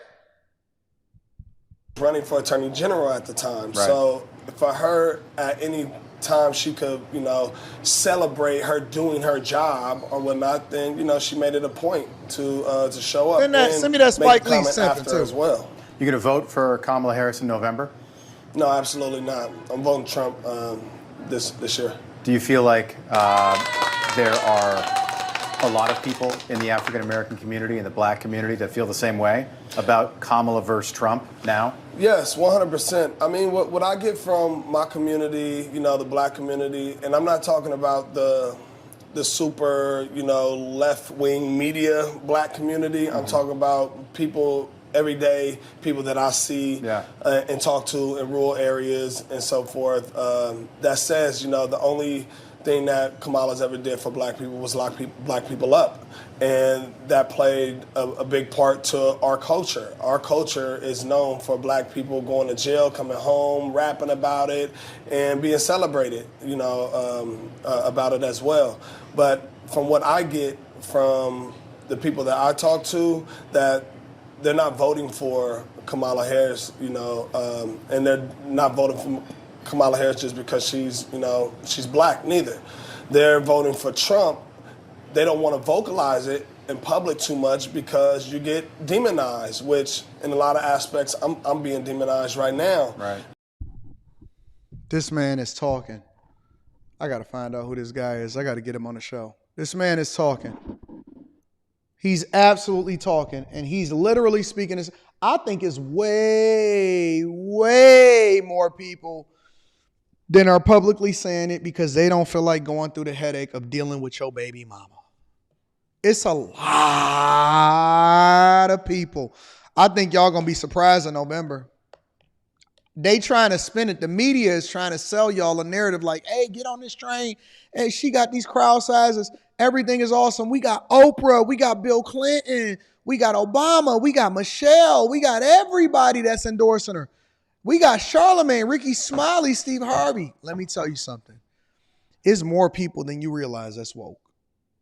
It's a lot of people that ain't going. They saying, F you, pay me. I've never seen people on two sides of the coin both agreeing more than I've seen them agreeing now, right now, in the black community in particular. Listen, man, I'm going to tell you this. On very few issues do I ever actually align with the blackity blacks. And when I say the blackity blacks, the pro-black stuff. I'm peace and Pan-Africanism, peace and Pan-Africanism. But they got their own separate reasons why they don't even rock with her. I have never seen more people, even women, even single baby mamas. Single baby mamas are siding with me. I ain't never seen most single baby mamas holler at me right now saying, Anton, I love you. And they say, you know why they love me? You know why they love me? Not because I be getting on them, because they don't like it when I get on them. They don't like it when I say, hey, go back to your baby daddy. Don't nobody want you in these streets. Nope. Because we got a common enemy. And no longer do we want to be on the Democratic plantation because they continue to sell y'all lies. And the more people that start to come out, the more comfortable you start to get. Okay, all right. Oh, they coming out too? I'm not voting for either, but I don't want to say nothing. Oh, snaps. The black men is saying it? Oh, wait a minute. The sister code is doing it? Then you start to get a little bit more courage. I get it. You need a little bit of a push. You don't want to be shamed.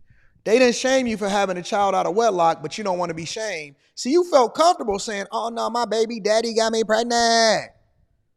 But you don't feel comfortable saying that you're not rocking with Kamala Harris. What sense does that make? Listen, you're not going to be shamed for your decision to make sure that you're right with your baby daddy, even though he in jail right now. You're not going to be shamed for that. You ain't going to be shamed for that.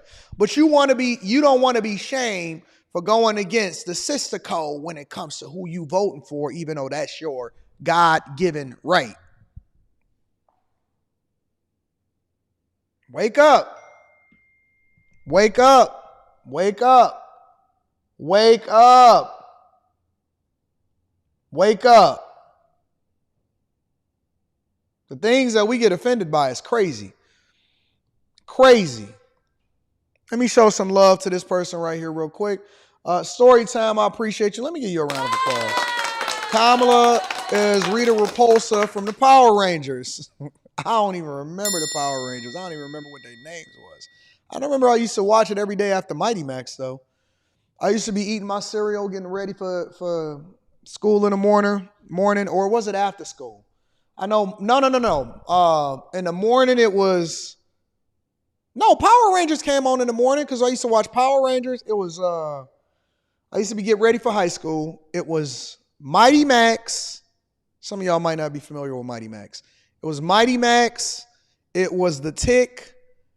And it was Power Rangers. Mighty Max, the Tick, and Power Rangers. Yep. I used to be eating my Count Chocula. My dad used to have this Count Chocula cereal. He used to, that was his special cereal because he knew that we was all going to be eating all of this stuff. So it would be Captain Crunch and all of the popular cereals. And then he would have Count Chocula, and he would tell me because I was his favorite. So he would tell me where the Count Chocula was. So I knew where the Count Chocula was. I would go upstairs, get some Count Chocula. I have to, go up there with my bowl, get the Count Chocula, and then I would come downstairs. And then I would get the milk. And then everybody would be like, where you get that Count Chocula from? Where you get that Count Chocula from? It's my dad's secret hiding place. We watching Mighty Max, the Tick, and Power Rangers. Because by the time Power Rangers go on, that means that you're starting to get late for school. So I had to go and walk down to 7 Mile, catch the Hamilton bus, go to Cass Tech. And we used to rock out, man. We used to rock out, yep. Was it Power Rangers in high school, or was that middle school? I don't know. But I remember watching Power Rangers, The Tick, and Mighty Max. I don't know. Anyways, y'all used to watch Captain Planet? Where you get all of that Count Chocula from? All right, y'all. Listen, I love you. Let me stop. I love y'all. I appreciate y'all. High Tolerance says, I'm sure Kendrick Lamar and other Cali rappers got people who were true victims of the system, yet they cape for Kamala. They not like us. Shout out to you. I appreciate you, my friend. Listen, tomorrow we get to the Queen Dragon, King Koopa. We get to the top of the totem pole, Kamala Harris. She's giving her Democratic speech tonight. I will be reviewing it in the morning, and we got after hours tonight. So make sure y'all hit a like for the algorithm, subscribe, and turn on your notifications. I love you guys. I appreciate y'all. I'm going to holler at y'all later. Stay focused, my friends. Peace.